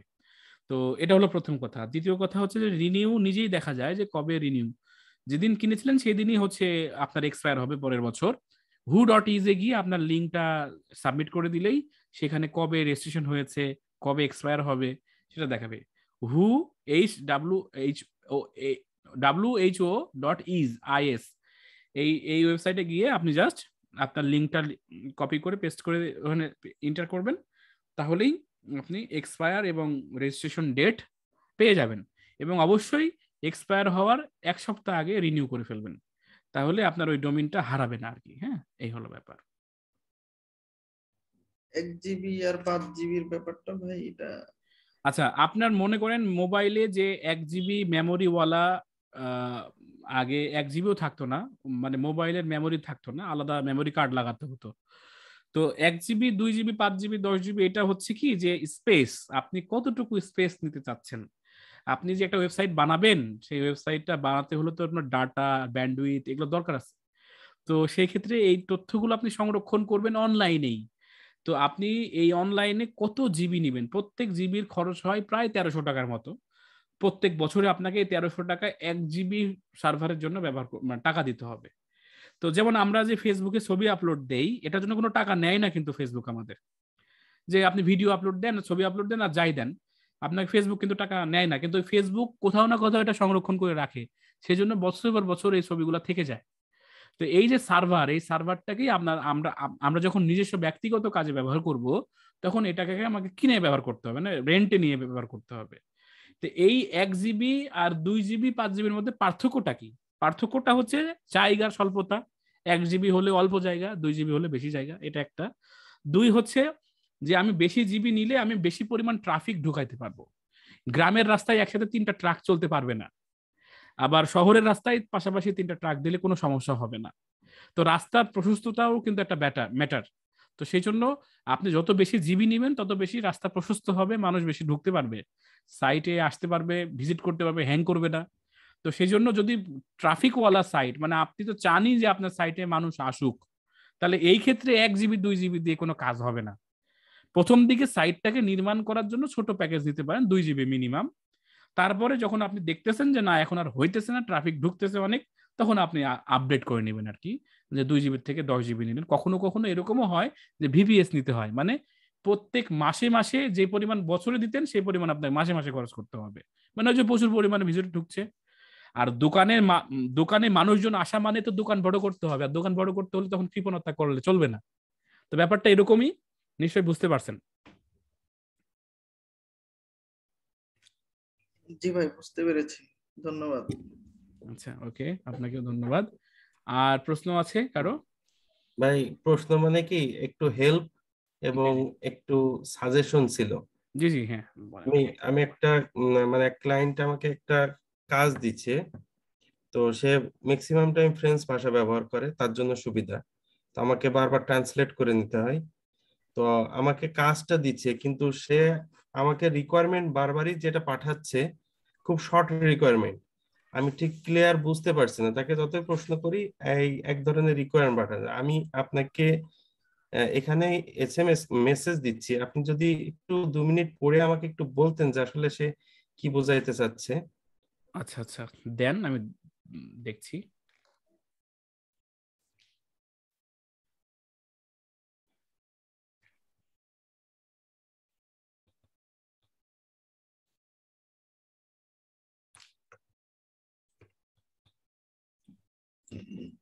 মেসেজ করেছি ভাই। আচ্ছা, ওকে, সো এখানে বলছে যে হচ্ছে যে I have already describe my needs to you, look at this info again, then look at my site H, আচ্ছা এই সাইটে যা দেখো, and then see the description of the what I want to completely change the site. Okay, fine. Have welcome page, and then have 4 images to channel this visitor according to the interest. Then the 4 pages must like static, beauty, facial, non surgery. আচ্ছা, ওনার একটা ইয়ে আছে হেলথের, here a desire to make my site an interest for every visitor and someone who comes to visit your home and like how you create it and wants to translate করা বোঝা যাচ্ছে। Here is thoughts. I have Elementor Pro. The theme is Astra Pro. I also have the all in SEO. That's all. Thank you. আচ্ছা, সাইটটাকে visit করে চলেন। ও 4টা page চাই, হ্যাঁ 4টা পেজ চাই। ওকে, কনস্ট্রাকশন মোডে দেওয়া আছে মেবি, হ্যাঁ সাইট। হ্যাঁ, আমাকে কনস্ট্রাকশন মোড মানে দেওয়ার পরপরই বলছে আপনি আগে কনস্ট্রাকশন মোড দেন, দেন তারপরে কাজ করবেন। আচ্ছা, এই জন্য ভাই এটা এটা মনে হয় যে কোনো একজন রে বাংলাদেশে যে কোনো একজনকে দিয়ে সে কাজ করাইছিল। সমস্যা যে এটা খুবই প্রফেশনাল হয়েছিল না, মানে এলোমেলো ছিল। তো সে চাচ্ছে যে এখন গতানুগতিক ভাবে আধুনিক ভাবে এই যে অ্যাস্ট্রা প্রো এলিমেন্টর দিয়ে কাজটা করতে। এটা কি আমি থিম দিয়ে করতে পারবো বা ডেমো ইম্পোর্ট করে নাকি? আমি বারবার তাকে বলছি যে আপনার কোনো ডিজাইন বা রিকোয়ারমেন্ট আছে কিনা, আমার পেজের ভিতরে সিঙ্গেল পেজ গুলো কেমন হবে বা কি। সে বলছে আপনার যে রিকোয়ারমেন্ট দিয়েছি এটা পড়েন, এটার ভিতরে সব জানানো আছে। আচ্ছা, যেটা মেসেজ দিয়েছেন এটা কি উনি বড় মেসেজ কিনা, এটাই কি তার মূল রিকোয়ারমেন্ট ছিল?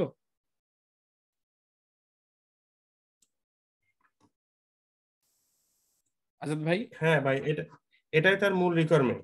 এটাই তার মূল রিকোয়ারমেন্ট। তো এখানে বলতেছে কি যে তার এরকম একটা সাইট আছে, যে সাইটের ভেতরে 4টা পেজ, ওয়েলকাম পেজ থাকবে একটা, মানে প্রথম একটা ওয়েলকাম পেজ মানে ল্যান্ডিং পেজের কথা বলছে সে, যে একটা একটা ল্যান্ডিং পেজ থাকবে এবং সেই ল্যান্ডিং পেজের ভিতরে 4টা ইমেজ থাকবে এবং এই 4টা ইমেজে ক্লিক করলে 4টা পেজ ভিজিট করতে পারবে, সে ভিজিট করাতে পারবে।